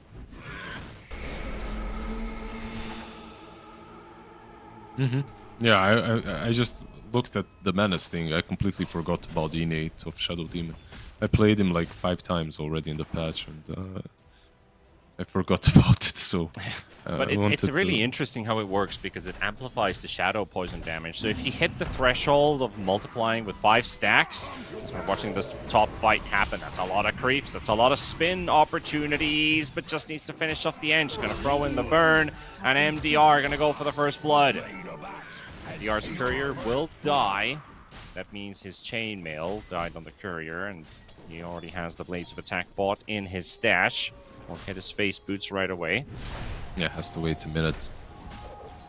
That's the really strong hero. Like, in the lane, after the lane, it doesn't really matter. You're just so damn good. I'm happy they nerfed the Axe at least a little bit, even if he's still super strong in the laning stage. But that first Axe, you remember when he had like 36 armor, then he has like 50 armor, then he's up to like 70, and it's like 20 minutes in. It's like, what the hell's going on?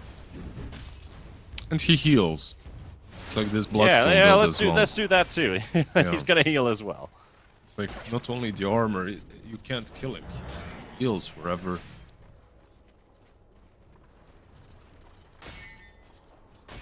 Lane, a lot of heroes around here. They want to dive. They have the level 6, that's the thing. Like, you have the level 6 dragon form. That's a lot of traffic.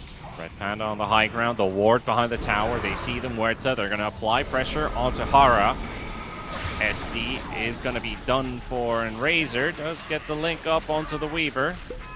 Red Panda, is he leading him away? Why did he stop? Why did he stop? I was thinking about the same thing. He's dead. One. Not the second hit, though. Butterfly effect just in time. And not even getting hit by that plasma field. Why the hell did he stop? That was a very curious stop, indeed. Yeah. I was thinking, like, is he trying to draw him in for something? But there's nobody coming.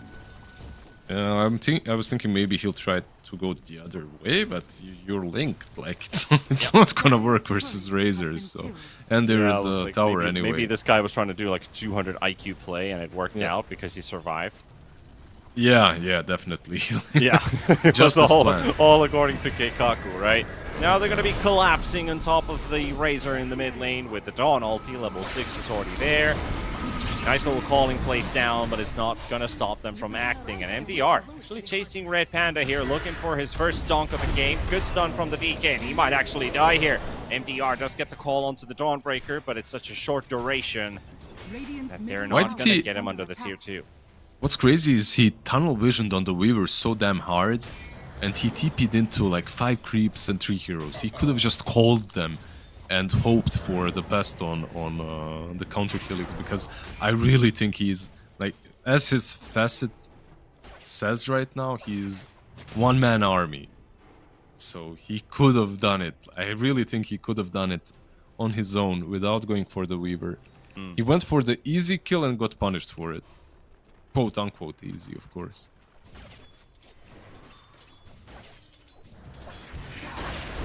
They're going to need every early kill that they can get to buy space for this Troll Warlord, because right now Team Kev seem to be the ones just applying pressure and trying to choke the map away from this Troll. But now we're going to get the bubble onto the Enchantress. Undyne surrounded by 4 Donk. heroes.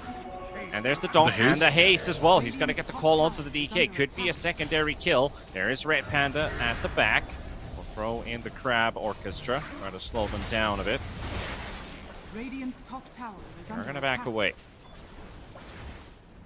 Yeah, they're, you know, by staying mid, they're taking a lot of pressure off of the Ursa. So Ulu is finally chilling on top lane without this axe messing with him. But at the same time on bot lane, the same is happening with the Radiant's Troll. middle tower I is just want under to see how attack. well this Dawn does. Like, this is the first time I'm seeing, not the first, I've seen a couple, but I don't really see a lot of core Dawn breakers going for the standard old blade mail build. And he took the luminosity talent, by the way, so he really wants to be the right clicker here. Oh, well, again, a lot of traffic in mid. The same Obs ward as before, just showing so much traffic here. They can jump in an MDR. He's here for a second round. Can he finally get the dunk that he's been looking for? Red Panda linked up by XWY. He's going to get the distance to break it up. And Enchantress dropping low on MDR. There we go. Takes down one head, spins down another. Ulu coming into the fight as well. With Razor running out of resources, they get the fear out, but they're all out of mana, and they don't have anything left to give them. Now they've got the Troll TPing in as well. The Cole does connect onto the Dawnbreaker. MDR still continues to chase as Dawn's trying to make her way out. Hammer thrown in, slows down the Axe and the Troll. Still trying to make a run for it. The Deadshot connecting as well. And another dunk for the Axe and MDR. Up to 7 coats of blood stacks. And oh, what a beautiful call. Actually catches the Weaver too. But it doesn't look like it will do any good though. Said previously, as they're completely out of mana. They're just trading right clicks. What Red the Panda hell is this game, man? What's zoning going out on? XWY, forcing out Undyne. He'll deny the shield rune. This literally looks like my pubs. 10 Does minutes feel in, like it. 10 heroes mid. Let's go. I mean, this is what the patch does to you. The crazy patch that just does this to people. Axe is gonna nom on a really nice stack, though. Yep. Throw in a quick dunk in there as well, just to increase your armor for a bit. Oh, Troll ulti Viewer? used. Chasing Red Panda. Shukuchi in 3, but he won't get it. He's gonna get rooted up. was unreal. That's a kill for Radiant's bottom tower is under attack. I feel like Red Panda got thrown onto to mid. this Weaver. Like, Again, 3v2. yeah. Nice dead shot there. The calling as well, silencing up the DK. He's gone.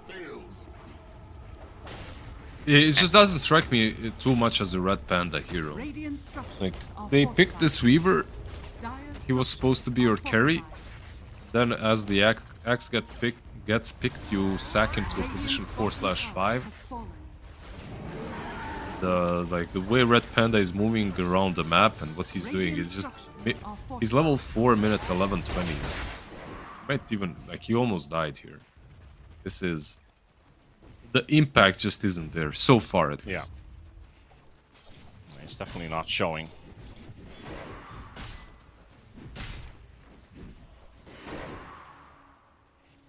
Oh, pretty gruesome trades. back in that mid lane. Already 2 times the 4v4s, almost a full 5v5s happening. Undyne also portaling towards the top lane. Ulu with Red Panda. Not sure if they really want to push that top tier 1 tower. Won't really do them too much good. But they'd love to maybe contest the jungle because Axe has been farming quad stacks of Ancients. Now there's another double stack for him to farm. And he's ahead of the Ursa and ahead of the Troll in net worth. This Axe is, well, very rich. Axe is Axe. Axe is Axe. Axe I is guess Axe. you could say. I guess you could say Axe is Axe because the patch is what it is. Axe is Axe, and he's gonna axe. Axe likes axing. Dire's middle tower is Yeah, under not quite attack. the. Was it the exhibit one with the? Hey, I heard you like logs. You remember that? He likes logs as well. I can't remember the exhibit one. I just remember an exhibit for different things. Do you mean the meme? Yeah, the hey, I heard you like. Ah, yeah. Now I do. Now I get it. Misunderstood you. I'm like, wait, did he actually say that sometimes? Yeah, it was just a joke that my friend kept saying, like when we were back at high school. He always had the same. I mean, I don't remember what it was, but it was like I heard you like lumberjacks, or I heard you like logs, so we put like a logging your logs or something like that. I don't remember what it was even. That's just the version I remember. You're making me feel old. We're old. Now I remember those. Ooh, do you remember those?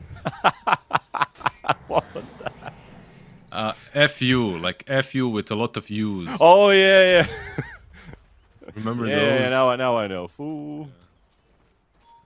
When I something heard you goes say wrong in your who, life. so I was like, what? No, not that one. But in any case, this axe now has a blink. They should have a smoke. Outsiders got it. But this should be a smoke after another double stack is farmed by him. Lot of farming going on. Radiant's Or middle Mandora. tower is under attack. Or Radiant's middle Mder. tower has fallen. They have a lot of M's on their Scanning. side. A lot of fanboys. Yeah, they do.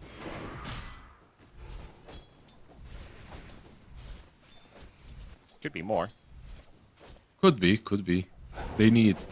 Everyone needs an M in their nicknames. Yeah, we need. I don't know, Mizzard. Radiant Mizzard, are yeah, scanning. for sure. There is some dude, Mizzard. I actually played against him once or twice in pubs. What would the M stand for? If I was M Panda? What does the T stand for? That's a mystery. That's definitely nothing to do with anything that you have on you, right? Wow. Your name thanks. or Dire's address. or top tower is under attack. Manly Panda. Manly Panda. I got Monster the whole production Panda. guessing now. What does the M stand for?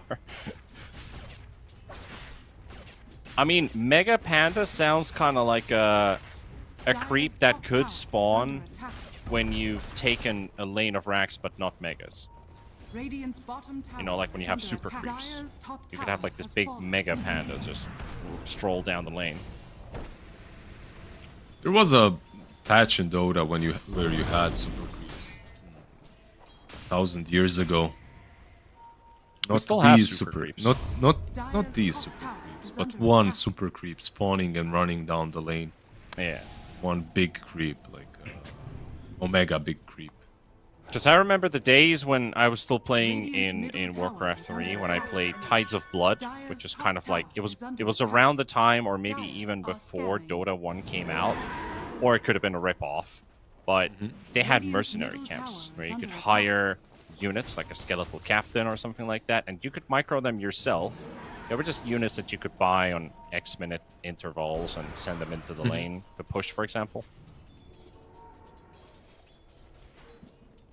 Top lane, Troll, the mercenary Troll manages to escape this gank. Dire's 4 middle heroes tower were is under going on the attack. top lane.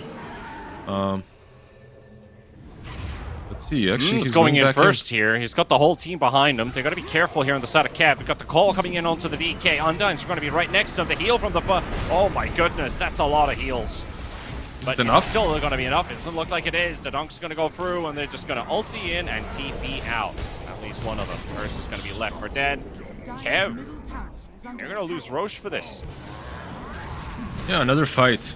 It's kind of sad because the way they lost the fight, it's sad if you're a Cav fanboy, because they just got wrecked and they started TPing out in the middle of the fight even. You just can't fight this Axe. Like, we warned them, we talked about this during the draft. They didn't sufficiently address it. I feel like they needed something extra. The only thing that they did pick was the Ursa. I think this maybe Dragonite. You put the mid into Razor, sure. And the lane is alright, but I think you needed to address the Axe a bit more with your mid laner. Like, nothing does that at the moment. You have to wait for some Omega fat Ursa, and even then, he's gonna have some problems. Like, you are still playing into a troll. Yeah, exactly. You're gonna need like 4 items this game to have an impact. And what does 4 items translate to on the opponent's side? Well, a lot of trouble. It's all about catching them now.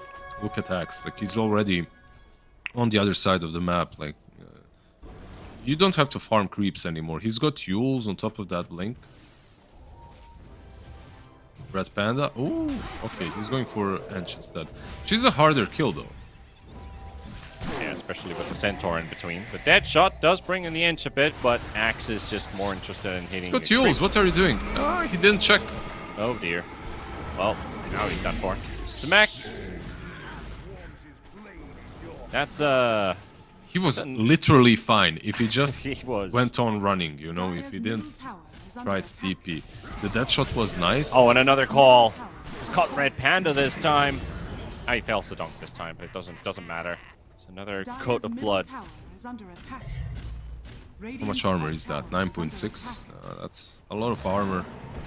Yeah, he's already rocking a nice 63% physical resist at 28 armor. And if he hits a Calling Blade, it goes all the way to 53.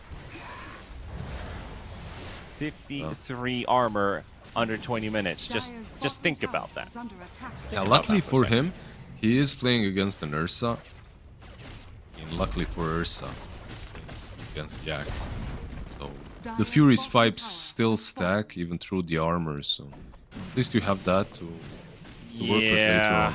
I mean, I can see the infinite scaling winning at some point, but when you only have an X amount of HP, I still think Axe wins. For sure. You have something, that's all I'm saying. Like, there's There's something. something to look forward to, or to keep your hopes up. Right now, this is looking like our first game 3, if it continues going this way. Potentially, yeah. We see the Dawnbreaker revealing the map, giving a bit of vision there, so they spot the Troll Warlord, instantly jump, and that's the way to do it. That's the Aegis gone, and could be even more. The backup's arriving though, but there's no Axe. This is perfect for Team Kev. Troll gets his ulti up. Hara gonna be blinking, and XYXYW is gonna be charging into the fight as well. They're zoning the Troll for now, but Troll is dead, and now Razor with an 80 rune. Axe is finally joined in the fight. Who is he gonna call? They're all stacked up right now, but he fails the jump! His blink was broken in the river, and he wasn't able to jump in right away. Muerta's going to be zoning out Ulu, and they're going to take down the Ursa. Now Dawnbreaker with the DK, focusing towards the SD, and Hara is going to fall. Red Panda and the Dawnbreaker take down Outsider, and now this one-man army. 1 versus 3. Can he kill him? Doesn't look like it. That is a huge turnaround for Kev, and it couldn't have been a better play thanks to the init from the Dawnbreaker. That's pretty good, init. I mean, the guy shows the whole map. They see that the Axe isn't there, and they smoke and jump the Troll. They get the Aegis, and they still have time to kill him a second time, the rest of the bunch, and they also broke Axe's Blink in the river. Just everything went well.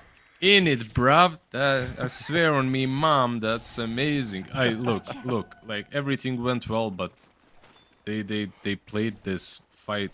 They played this fight like heralds on Spiky Gaming. With all due respect, this whole like succession of events should never happen, considering the state of the game and how comfortable they were in it within Aegis. Like when the fight, by the way, when Troll started running away, right? Like when they went on Troll, X was still hitting creeps, man. Like, of course this is gonna happen. Like, even like that, they could have still won the fight. There was one nice thing that Weaver was doing, and that's breaking the blink from Axe. Yeah. Like he was pestering him, either hitting him with Sokuchi or with Gemnet attack. He was just making sure that the blink is cancelled until the bitter end of the fight, and then it really didn't matter anymore. But holy hell, that's one way to throw. That's just a big ass throw right there. Radiant's top tower is under I don't know, attack. it's just not something that you see very often. Radiant's top tower has fallen. You see throws, we see throws, we live by throws every day, but this one was... They're This was still an in it. Omega throw. Yeah, they're still in it. They still have a lot of farm, but they just didn't need that fight. Well, Kev now 3k ahead, and also a lot of experience accumulated from that fight. They have a 3-level advantage over their opponents. Still, the supports are all level 11. There's the difference coming out from the DK and the Ursa being ahead of the Razor. He's at level 13. Bottom lane. There's a bit of traffic here right next to Red Panda. Be careful, and fell for the obvious. You could smell that from a mile away. Yeah, they are smoked though. They're still moving in. They have a nice little observer Oh, it's board the here. Axe as well. Great target to jump on right away before there's not even a fight going on right now. Oh, the SD! Bubbled himself. He wanted to buy time for the Axe. But he'll Nice just calling. set himself up for a death deal. That's a very good calling. Maybe it's enough for a turn. And here comes the Dawnbreaker with a fresh Aghanims. A lot of heals, a lot of evasions. And XWY is going to go down as well. And Kev, this game is just being handed out to them now. They're choking. They're choking, boss. They're choking. The bubble. I mean, if that bubble connects on the Axe, I'm pretty sure he's able to at least turn the fight a little bit longer, because everything else was really nice, like Troll going in, and the calling was really good. The piercing, the death shot as well, connecting on the DK. They just needed the Axe to be there a bit longer. And what's the worst for this Axe is, after having an amazing game, he now died twice in a row. He was 8-0, now he's 8-2. He fed a lot of that, and also he's dying before the Bloodstone. Like, this Bloodstone is his next big item spike. It's huge. Like, you start healing up, you start, you know, just being unkillable beast. Right now, you're still killable, and the power spikes, sorry, not the power spikes, the power of the Fury swipes is kind of noticeable at the moment. Like, Power swipes. yeah, power swipes are still there. Even versus all your armor, it really doesn't matter. The Ursa is way too big. And of course, the AoE of Bloodstone. Not to forget that grade. Get the jump onto the Razor. Let's get the link out. Axe is also here. Get the call. They will get the max duration. I'm not sure. Ursa is just really dead here. Survives He's a bit so longer with dead. the Grudge Bearer, but still no. Not enough. Now also the Dawnbreaker might be in a bit of trouble too, because they're just going in one by one. I mean, they tried to save the Ursa, but they'll lose 2 cores for it, and the Dawnbreaker can't really kill the Axe. Not with this many hostiles around him. Yeah, I'm not sure what that ulti from Dawnbreaker was. It was too late anyway. Way too late. Yeah, if he started it, if he channeled it a bit, I mean, it doesn't matter when he channels it, he's still dead. The Yules as well from Red Panda wasn't really there, so they could not save the Ursa, bottom line. And in that situation, the best course of action is to leave the guy to die and then fight another day. But yeah, sometimes you have that save your friend syndrome, you know, and you die in the end together with him. Classic save your buddy syndrome. Well, they can't afford to replicate that too many times. They were already in a very difficult position to start things off with. They don't want to throw away, Radiant you are know, scanning. a counter throw or a counter choke. Spiky Gaming getting a bit of a, you know, a moment of relief that at least this game isn't sliding away from their hands when they started off that well. Yep. They're going to smoke up. Let's see who they can catch. There is an Enchantress in the top lane. Radiant are scanning. Getting a bit of vision with the Skeleton Warriors spreading around all over the place, but they do not see this incoming gank squad. They don't even see the Ench. Ursa is moving though. He's moving towards Smoke them. popped. Also on the Razor, so now they know something is up. On both ends, actually. Yeah, he's gonna send the creep up, so he already sees the axe. Sees the Here's the ward as rest. well. Rest of the backup. The DK is not joining in, though. He wants the to finish that 4-staff. I mean, the Hurricane Pike. He's 200 gold short. Yeah, But they he's stuck at gonna- Roche. He's gonna have it for the next fight, but what matters is you know that it's happening. The Mud Golem scouts everything out, so if you're a Dire, it's so much easier to take these fights. You have the bugs as well from Weaver. Well, a bit unfortunate for the Enchantress. Dawn heal, the silences though. and the stuns onto the axe, actually surviving from the Donk, and the Yules comes out. He'll dodge the stun from the Dawn. Razor. Razor already down. And of course, with Roche still in his pit, this actually proves a big opportunity for Kev. If they can keep on hunting, Morta is in a very awkward position. They spot Outsider, but Outsider actually makes it out. The lack of stuns. Butterfly Effect already looking for the next target in He's front. stuck. Gets the stun onto the SD, but yeah, he is stuck. I'm stuck. I'm stuck, bro. They'll still get Hara, no matter what. Can someone Hey, Help. Quelling Blade your step bro Oh, out. What no. the hell? Never mind. He has a blink. You can't actually Quelling Blade. Did you see where he was stuck? He was on the low ground. He was Yeah, on yeah, that yeah, I little see. low ground spot right there. Yeah, unfortunate. Yeah. But fortunately for them, they do go into the pit. They start taking this rush. That Enchantress, by the way, when she was being called, when she was getting gone on, she didn't have Nature's Attendance on, but she was still healing because of the Aghanims on Dawnbreaker. So a lot of heal coming from that Solar Guardian. The axe in one call probably doesn't kill anyone anymore. Like, you need some Omega Burst coming from the Troll as well. Like, you can't just expect a call without committing. You need to call and then commit on top of that.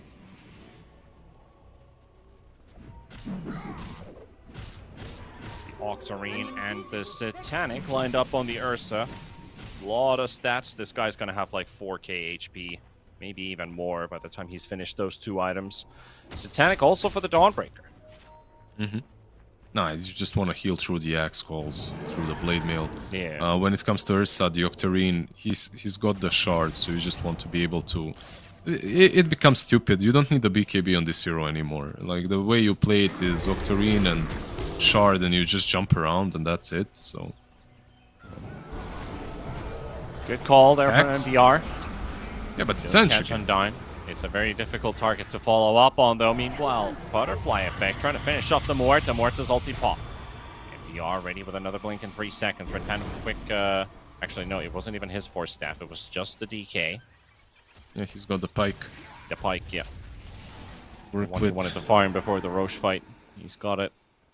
Nothing really big was used. Solar Guardian still there, and they can force this bottom tower with the Dragon Form. Radiant's bottom tower is under attack. Straight into the push. Radiant Yep. structures A are lot of minus armor with that Corrosive Breath. -6. Radiant's bottom tower is under attack. Radiant's bottom tower has fallen. Keeping an eye open on mid. Razor is quite deep, but then again, the only one who can really make these big jumps is either the DK or the Ursa. Nobody else can just go in there and start the fight. Has to be either one of these two. If they're not around, or if they've already jumped somebody, like that. It's a good attempt, though. The Yules on top of the Enrage. Got Aegis. He's actually going to be able to get out. Not enough control. Good Earth Shock slow. Butterfly Effect waiting for his ulti to come back up. They're like, we don't need to fight right now. I mean, Wait. that's one target you really don't want to go on. With ulti, without ulti, on Dragonite. Is under attack. He's got Aegis for 2 more minutes. You're probably not killing him. once, and if you kill him once, the Solar Guardian will save him the other time. So, Yeah, your jumps, the best jump would be to find the Dawnbreaker. Dire are Like scanning. if you could smoke up on the enemy side of the map and kill her off first, that's the sort of a team fight that would be really damn good for you. Mid lane. The fighting in the river, already MDR with a lot of fury, swipe stacks on top of him, the bubble comes out, the heal there as well from the Dawnbreaker ulti, and still trying to chase the axe. He doesn't have a way to get out, but this axe is pretty much done for. His team won't be able to save him. And MDR is out, Butterfly Effect going in for the next target, finds Hara. Shot quickly connects onto the DK, but the DK, he's unfazed by this, and he just has so much damage with this Corrosive Dragon. And now the Muerta as well. More staffs available, but the stun connects onto the high ground. The Vessel is also popped on top. Nice dispel. But Celestial Hammer. it's not gonna be enough. Dire's bottom tower Yep. is under It's just attack. so difficult for them. Remove the Vessel, but still, no good. It's so difficult for them to take these. Radiant's middle tower Who do you jump on anymore? Like no one. Like there isn't a single hero. Like you needed to find the Dawnbreaker somehow. Go on her first. Everything else just feels bad. Like you won't be killing any of these guys. Radiant's middle tower has fallen. They're gonna have to force out some buybacks because their base is open. Ursa, the Donk cast animation is cancelled, but the Culling Blade's still available. Going on the Troll Warlord, very low on HP already, has the ulti and the BKB. Doesn't want to use him, but he has to. There we go, he turns around onto the Enchantress with the call from MDR. That's one down, and that's the Aegis gone as well. MDR still vesseled up. No more Bloodstone. Have to chill for a bit. Red Panda from the back, trying to give that extra. The Dawnbreaker ulti, Ulu getting a big heal. So is the Weaver. The Donk fails. The bubble comes out perfectly to dodge the stun, and actually allows the axe to blink away back to safety. Kev, they've lost 2. 3 stacks of poison on top of the Dawnbreaker. There's Nice. the fear, nicely connected. Beautiful connection there from outsider. Nice. They get last something shot. for their efforts. It's a nice defense, you know. You defend your high ground. You did use a couple of buybacks, but overall, I again, like these two teams, like they're not playing clean Dota right now. It's fun Dota, but not really clean Dota. Even the way that Ursa fought, he used Satanic before the Aegis, and then he dies because he has no mana to Earthshock. Yep. So you have HP, but you still die because you can't sustain your shard. And then, because of that, after the Aegis is claimed, you just can't fight. So, yeah, a couple of, you know, misplays here and there. Also the way that the Solar Guardian was used. Like, overall, a lot of spells overlapped and items that shouldn't on Kev. But overall, nice hold. Hara managing to use this nice disruption on the axe. Axe blinks out afterwards without being caught. Like, signs of life. But signs of life for a team that is basically buying back to defend their throne. So the signs of life aren't really that great. It does sound more like a situation of resuscitation, because they almost lost their tournament. They lose this game, they're out. Now they're still somehow holding on to it, so it's not a very happy place you're in right now, and the team is also probably mentally having big issues, because you know you're about to lose, you've got to turn the tide around somehow. Players start to go a bit quiet on the comms. It's just how it goes. Got to find a way out.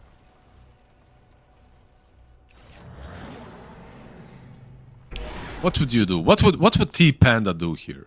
What's your call for Spiky Gaming, T Panda? If you're the coach right now, standing behind them.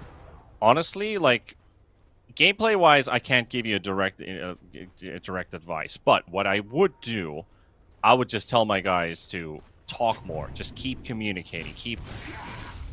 The more you talk, the more your teammates understand that this game actually matters. Like, they probably know that it matters, but if you're tilted, you go silent. You don't talk at all. You don't know what's happening in the game anymore. You don't know about their items or their timings. I love that. You wanna have them to talk and communicate and try to keep their mind still in the game, because then you get, at least I would get assurance. Talk, God damn it! I didn't see those Exactly. lips move. Yeah, exactly. Move those lips, Like, baby. I get assurance that they're still with me. I mean, yeah, I think it's actually not a bad thing to do. And then Axe jumps in. good things can happen when you talk to each other. Communication is key. Razor in though, pretty deep at the back line. Butterfly effect trying to jump the back line. And got Red Panda. This fight's splitting in two right now. Sniping the back line and fighting in the front. Dying. Damage outsiders already down. They got the call onto the DK. That's a big one. They can get him. Butterfly effect coming up the instant buyback. Gonna take the fight as well as the Dawnbreaker. It's gonna be another kill going their way. And DR with another donk. A lot more armor lining up on this guy. Razor getting killed by Undyne with a big flying spear. Ulu, no more agent. Have to remember that. Control still has ulti. Gonna pop it right away. Gonna turn his attention. That's gonna be Ooh, the damage! Potentially a lot of damage coming through. But he's so low on HP. Ursa just needs one swipe and he's got it. And he will swipe him all the way Any down. buybacks? And down the toilet they go. 3 buybacks. They're coming back though. And Kev will finish off the final one, and they just don't have the numbers to bring in. XWY has to defend the base. Went in really deep as Undyne wants to catch him. But that's a lot of buybacks, by the way.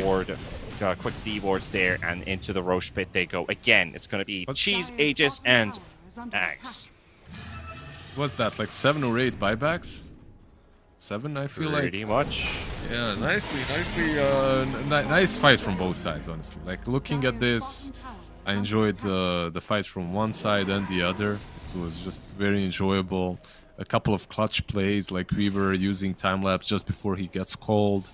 A nice little go on the Dawnbreaker to prevent her from just bringing all the utility that she usually does. And they killed her off. But the buyback is there, the dieback from the Dragonite, right? Like, he fought back and died again. And that's probably the costliest thing for Kev. So, he's dead for 30 seconds.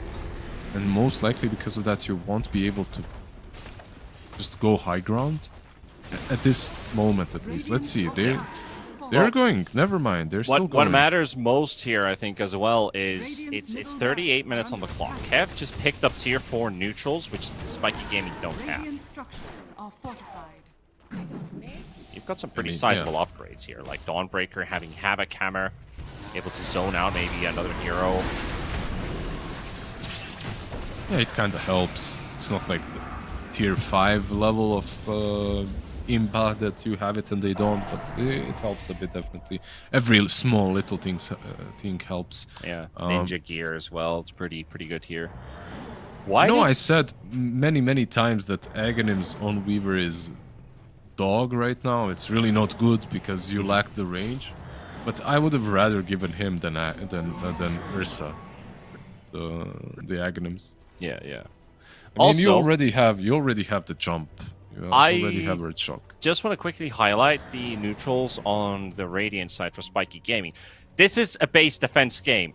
You've got 2 Ancient Guardians here. Let's go. This is literally the item to pick up if you're holding your base. You get your tier 4s, you get Ancient Guardians. Plus 50 damage when you're nearby the Ancient.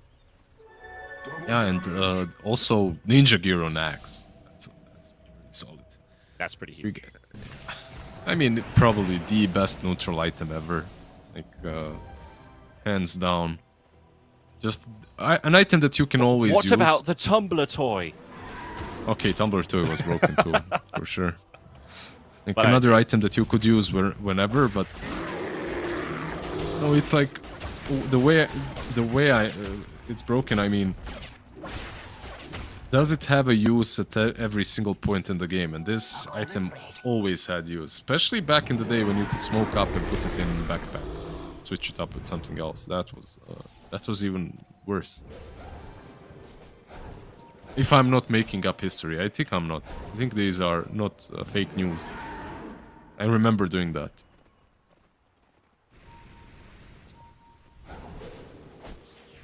Well, Spiky Gaming still fighting for their lives here. Quick recap for all you people out there. Spiky Gaming starting things off very, very solidly, just like game 1. Maybe this time it looked even better. They started their game and then mistakes started to happen. Dawnbreaker in it started to change things around a bit. And now we're in a game that has been pretty... It looked back and forth, but looked very Kev dominated in the end. Their team fight just looks a lot better, and also the way that they can take these fights, the whole mobility thing, butterfly effect with Red Panda. The last team fight, they were just wrapping around and flanking in the back, finding the supports. It's not just one guy trying to chase somebody. He gets hit by a bubble, and then he's out of the fight when everybody else is getting closer to the big fight. They have two heroes, which renders that crowd control kind of, well, what's the word? Renders useless, because they're actually threatened even if they keep one guy out. For sure. They're finding ways to enter these fights properly. And it's because you have also this Ursa that you don't have to worry about. Your fights don't have to be very like scripted. You can just wing it on the go. This guy is probably not gonna die. He's got 2 Earthshock charges now, plus Octarine Core, plus Aghanims. One call might be enough, but you need a lot of burst behind it.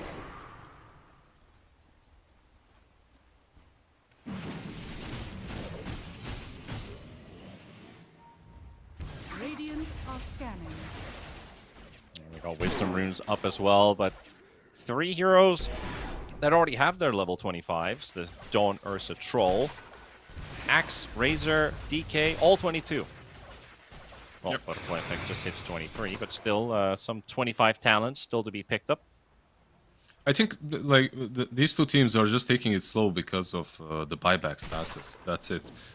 Kev Gaming, they definitely Mostly Team Kev. That is, they had an option to go in with Aegis Cheese. Like, if you consider how they played last game, they pushed even without an Aegis. This time around, they're way more disciplined because it's still anyone's game. So, especially because of the buyback status. Like, if one of your heroes gets jumped and blown up that doesn't have a buyback like Dragonite, you might lose the game on the spot. So, yeah. So it's definitely more disciplined to wait, but there's a 5-man smoke coming on the other side. Why is it a 5-man smoke? Because, of course, they timed the rush. They know when the Aegis is retaken. Want to make something happen now. The only problem is mid lane is being pushed in quite heavily. I'm not sure you can just leave this. Someone's going to have to keep on checking on that. And Axe can use the ninja gear, so he can kind of show himself. I guess their smoke failed. They're not gonna do anything with it. Yeah, they have to cover such a big area too because of all the mobility that we talked about. Like Weaver moving with that 600 movement speed, Shukuchi with the skitter step. DK also has pretty free reign. This Weaver, by the way, has Axe now, and the telescope. Usually, what you lack with Weaver is the range to use the Aghanims, but with the telescope, I think you're that good old Weaver. Yeah. Saving Weaver. Yeah, maybe even better now with the Shukuchi facet. Get there in faster. Get your time lapse off before they can react. I'll take that. Smoke up from Kev. Can they find the right spot with this? Cheese still up on the DK. Everything is open and available. Troll just TP'd back home. They're sending in more people back home. There's only a couple of heroes remaining. Even the Axe is here, but they're all out just in time. Kev is going to be an empty hunt. Spot the Ench, though. Yeah, he's just dewarding Undying. Chilling there, dewarding. You probably don't want to jump the Ench anyway. You might need a bit of a bigger target. What's with the buyback check? Let's check the buyback status. Who doesn't have it? Now. Looking much better. So Weaver doesn't have one. Razor and Deadshot Lady. Muerta. This rune in the river, perfect for the Axe to pick up. He's also already smoked up from that ninja gear. Not sure if he's gonna get to use it though. Or maybe he will. Ulu's gonna show him in the lane. Quick jump in on the lane and blink out. Doesn't quite clean it out though. Nice warding there by Undyne. So I love these kind of wards. straight up in the lane for the upcoming fight. You know, these wars are most about the fight that you expect to happen. Yeah. And Ursa's just trying to keep them interested in this area. Also, sentries placed down. They see the lane wards now, and there's the blink-in call onto the Enchantress. Here comes Butterfly Effect. A lot of BKB's already being popped. Razor has that refresher and has a second one to go with. Where they find themselves a target is the Ursa in the front line. 6 seconds for his ulti to be back up, but he's melting. And he survives for the time being with the time lapse from Red Panda. But Red Panda, 60 HP. He's out of the fight for now. Troll fighting for his life, trying to stand his ground. Ursa falling. Ursa down. Comes in with a buyback. Butterfly Effect fighting out with XWY with Hara being pushed away by Undyne. Troll dropping low. Hasn't got anything left in the tank. XWY. Butterfly Effect is flanking the side, preventing their escape. As they take down the Dawn and they take down Hara. Outsider also in the run out, and MDR, he's left alone. Another Yule, top of a Yule's, and he'll just end up falling. Won't get the chance to escape this one. So that is, again, a couple buybacks being sent out from both sides. Most importantly, the Axe and the Ursa. Axe diebacks in that fight. Who was the time lapse used on? I didn't notice. The Ursa was dying. He was like 100 HP and he got time lapsed. I mean, overall, this fight, one thing that I'm noticing from Team Cav that they're really not doing well is spreading out when Troll's ulti is up. Like, they literally die to Troll splash damage. Like, 2 fights in a row, they're losing. The heroes just died to Battle Fury from Troll. Yeah. Just a lot of damage being dished out by him. Like, he goes on top of Ursa, and Ursa can live because he has Enrage, he has Earthshock, like, he's really tanky, but everyone else around him is dying. Like, Dawnbreaker and DK, like, this time around DK didn't, but he did in the last fight, and this fight, it's Dawn. I feel like just a Wind Waker or something would be very useful for them. Yeah. Yeah, the Wind Waker definitely would be good. Undyne sees Roche spawning, and he's also just picked up a fresh Monkey King bar on the Enchantress. Goodbye, mischance. He's one of those heroes that can scale to become a core as well. Same like Muerta on the other sides. And this damage is pretty sick. You've got MKB procs, you've got Enchanted Quiver procs, you've got Impetus in general. It's just a lot of pure damage and added damage that they can just deal onto their opponents. Like, even this Ench is now a huge issue for even the cores of Spiky Gaming. Can I say I just hate the Forest freebie on Ench? Like, this in it, like, screw this. Give me some damage, give me something on Ench, you know, just make her more broken. Yeah, the like, Forest freebie is a bit meh. I mean, it's great if you hit like tier 5 tokens and you don't have space in this like certain scenario, you know, like this edge case in which you need to get the tier 5 items, but usually you just don't want it. Yeah, it should probably be something like Enchantress can equip 2 neutrals. Something like that. Because I feel like every hero got a buff and Ench didn't. Yep. Let me check what the other set is at least. Ench, I forgot what the other one is. I don't remember exactly. The other one, my friend, is Spellbound. Cast range of enchant is increased if the enemy is a hero. Enchantress has increased the tank range against the target. Oh damn, I actually like we're fighting this. versus the Ursa at the same time here in the lane. Dawnbreaker ulti already used as well, but Ulu is outside of the range for the heal. XWY soaking up the damage away from the Ursa. Has Refresher and a second round available. Spiky Gaming going for the reset. Weaver is bot. Lose Hara. Athletes. Hara comes in with the inside buyback. Ulu with a very aggressive jump in the middle of 4 heroes, still surviving for the time being. Big stun on the back line from that DK AoE Dragon Tail, and now DK just melts right away. Red Panda, yo, you're not gonna throne them. Enchantress goes down. Better this time. Look at him. Goodness. Oh, what the hell? Red Panda trying to end the game? I mean, you're not gonna manage to do what that, damage? Sir. Wow. Well, that's an attempt. He got the melee racks and almost the range racks, and he was hitting the Ancient for a couple times. That was not going to work. I mean, he tried splitting them up. He tried to make them go somewhere else while top lane is fighting.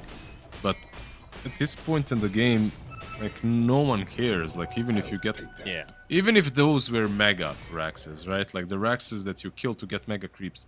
Even in that situation, I feel like you still take the fight. You don't care.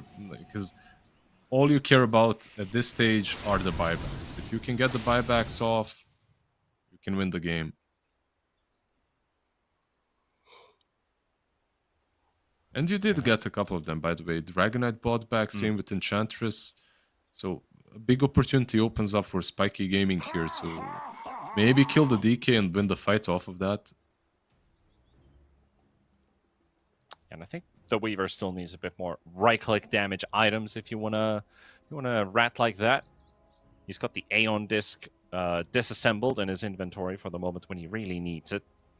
He's just trying to play the big-brained game, you know? Like, he's trying to control the team with all these... Like, you saw the drawing, like the 3 arrows. I feel like in that last situation, he was overcomplicating things. Just being on top lane with his teammates and trying to... And, like, actually using the Saganins on the Dragonite, saving him, arguably would be better than taking a melee rag spot, but... Agreed. Now he had to buy back, and DK's not going to be coming back if he dies again. So are we looking at another 7-minute reset period? We could be. I feel like it could be, yeah. We might even get to tier 5s at this point. Well, seems like the name of the game. One team fighting for their tournament lives and try to keep this series alive. And Kev, they kind of want to end it, but they don't need to rush it because they're in the driver's seat. So we're just gonna have to wait and see what the teams want to do in the end. It's anybody's game, to be honest. Like Spiky Gaming, if they get themselves a good axe call, he is level 25. Big Berserker's Call AoE talent unlocked. Radiant are scanning. Why Arcane Blink? Probably because of the Weaver.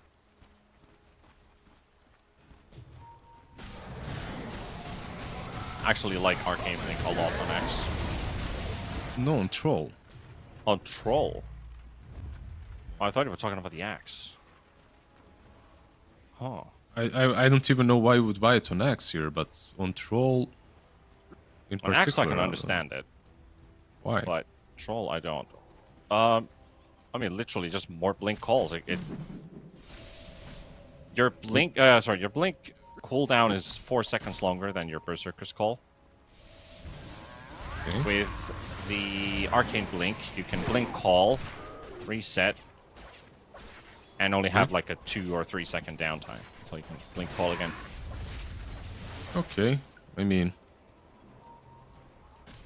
Let's see how it works at least. And for Troll, you've got Refresher anyway, but he's going for it. I mean, you don't have boots, so having a blink on all the time is definitely nice. Let's see.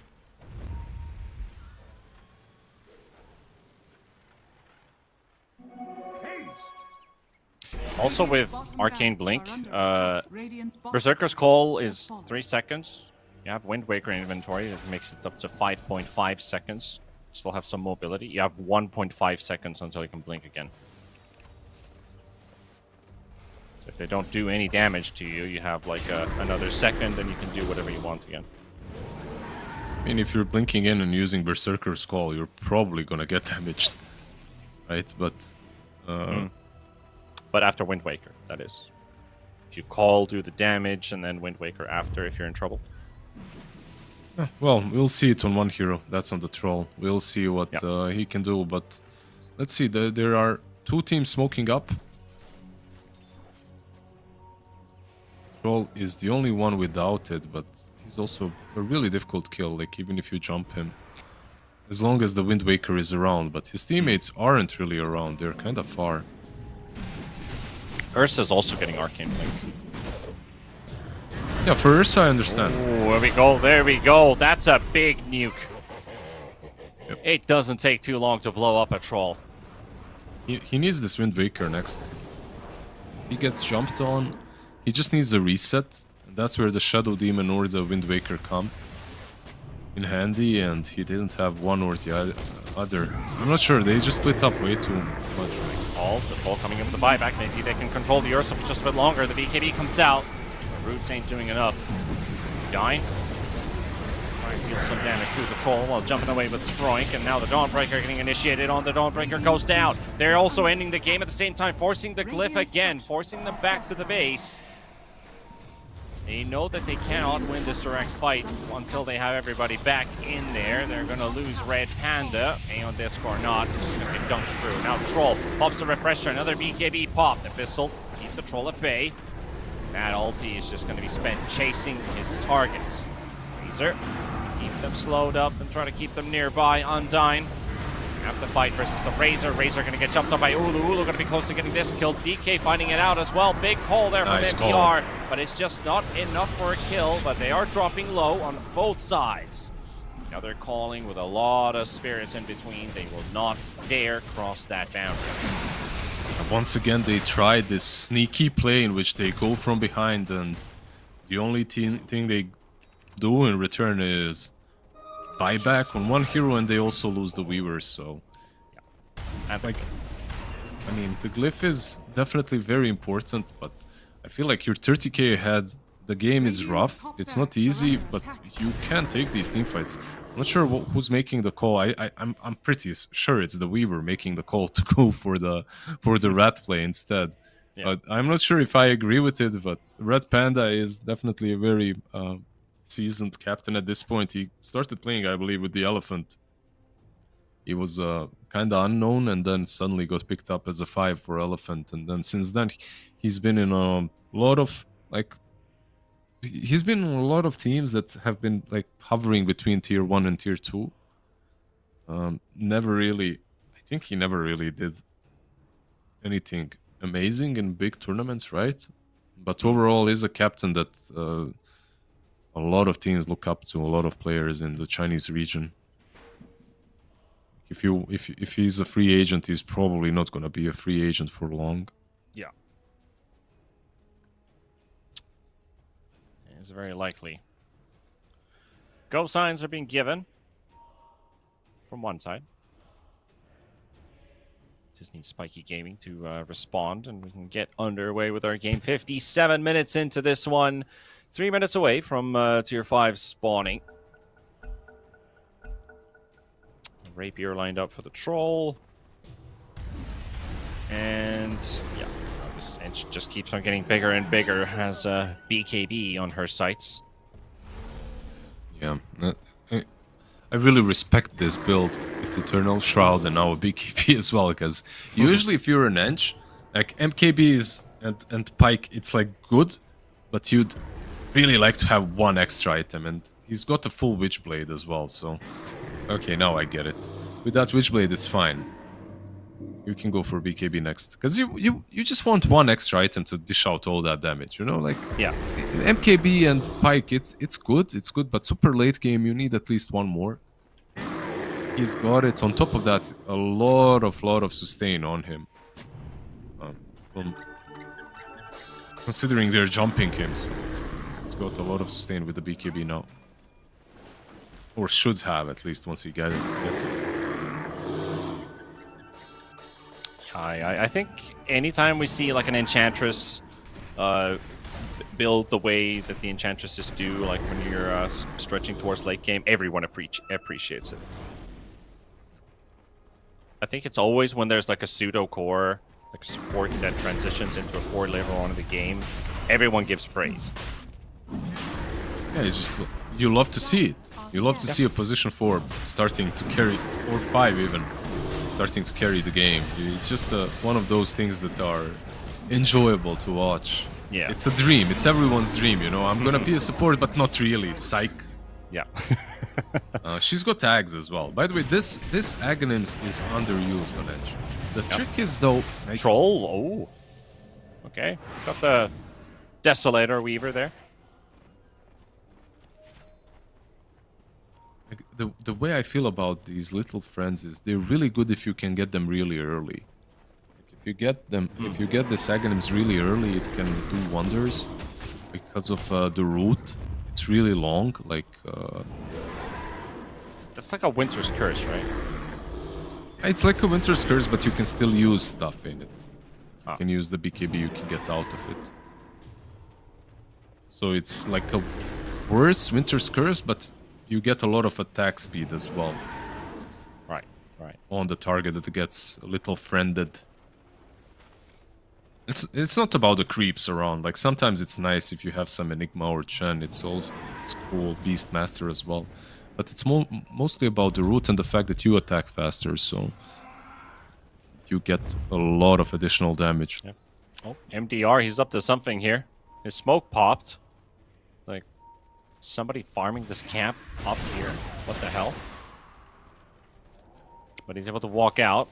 Weaver didn't even know what was up right now. He's actually stacked the camp for the 60 minutes, and now Razor shows up. Axe is coming in as well. He knows exactly what's up here. We've got our neutral item spawning, and the Razor is going to go down. They just wanted to intervene with somebody stacking camps for the 60 minutes here. 5 neutrals, and now your top lane is in shambles. It's Mega Creeps. Axe. And Axe going down. Troll almost dying as well. They send in the Enchantress. Undyne has to fight it out inside the enemy base. Are they gonna throw? Much that they could do, and they could probably just try to end it here. Axe is going to come with the buyback, and they're just hammering away on the Ancient.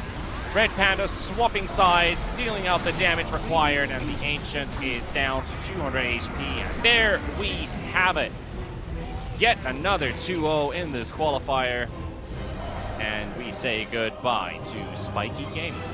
I love how he positioned the Dawnbreaker on top of, with the giant ring on top of the Ancient in the end, and she's massive, she's bigger than the throne itself. So Red Panda and the boys, they finally in the end managed to take the throne the old-fashioned rat way. They didn't even take a fight. Well, they kind of took the fight, but they went straight for the throne and they ignored every other hero.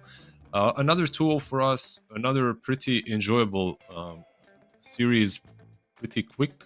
I have to say though, like these new patches, they always bring a lot of fun because you can see these tier 2, tier 1.5, tier 2 teams experimenting, picking different heroes, and in this game, definitely looked a bit better for Spiky than game 1, but still just not strong enough to take down Kev. Kev is a team that, like in this second game, was being completely crushed after the laning stage. And if you remember that Ancient fight on the right side of the map, where they catch the troll within Aegis, kill him twice, that was pretty much the turning point. And it's also a point which proves that Kev just deserved this win. They're a little bit stronger than Spiky at the moment. Yeah, they were definitely changing the game from that moment onward. I think Spiky Gaming, if that didn't happen, they would have marched on to a victory. We would have seen a game 3. We were kind of talking about it already, that this looks like the one time we could actually get a game 3 series to happen. But nope, Team Kev, they just take that away from them and knock out Spiky Gaming Yeah. out of the tournament. As we can take a look at the bracket and the situation right now where Team Kev is going to be setting themselves up for the final series of the day. They are going to be playing against the victor of the Azure Ray versus Team Zero series.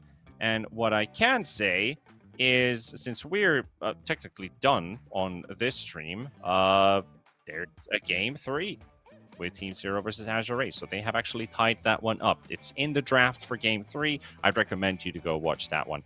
And as well, the series after. If we look at the schedule, what Team Kev, it's going to be either one of these two teams going to be playing against each other's in roughly about 2 hours. A bit under 2 hours from now is going to be the final series of the Chinese qualifier. And we find out the third team, Lizard. Yeah, the third team, we'll see who's going to get it. When it comes to Azure and Team Zero, that still didn't finish, right? It's game 3 right now. So yeah, it's game 3. Correct. So one of those two teams probably should take it, the way I see it. Right? Considering how everyone has been playing, I really think it's going to be one of those two. Kev maybe have gotten some momentum after this series because a quick 2-0 and the 2-0 in this fashion, like the second game wasn't really that quick, but managing to turn it all around probably builds confidence. So might face a threat, might become a threat for Azure or Team Zero in the last series. But yeah, fun games. Was fun casting with you once again. Mr. M. Yep. Panda. you too as well with Mr. Mizzard. We are done for the Chinese qualifier on our part. Hopefully you guys have enjoyed the games and the early morning shift casts with us with the Chinese qualifier. And hopefully you guys get to watch some of that Riyadh Masters and Esports World Cup action happening in the coming weeks, because it's a $5 million prize pool. 2 of our Chinese teams have already been locked in, and we are going to find out the third later on today. But that is going to be on EN6, and we're at EN7. So if you want to hover over to the remaining series, just change the number at the end of the stream link, and you'll find yourself at Azure 8 versus Team 0. But we're going to close it out. Thank you so much from our behalf, from the production, from the casters, to all of you viewers. But until next time, take care of yourselves. Good night or good day, and bye-bye.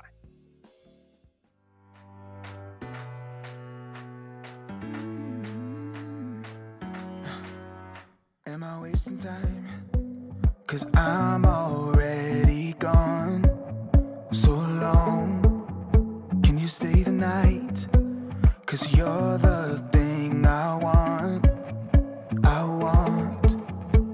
I know you're feeling different when you're stressed out. But even with no makeup, you still stand out. 'Cause no one makes me feel the way you do now. Like you do now. The way that you move your body, you make it look like a hobby. Every time that you touch me, it's electricity. Things we discovered underneath last night's covers. Everything came so easy. It's electricity. Electricity. Whoa. It's electricity. Electricity. It's electricity. When it's late at night, I feel you on my skin. My skin. You're all that's on my mind. It's finally sinking in. You're it. I know you're feeling different when you're stressed out. But even with no makeup, you still stand out. 'Cause no one makes me feel the way you do now. Like you do now. The way that you move your body, you make it look like a hobby. Every time that you touch me, it's electricity. Things we discovered underneath last night's covers. Everything came so easy. It's electricity. Electricity. Oh, it's electricity. Electricity.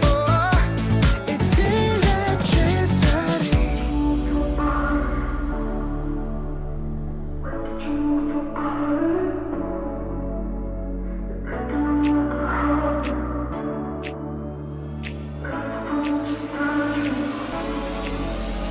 The way that you move your body, you make it look like a hobby. Every time that you touch me, it's electricity.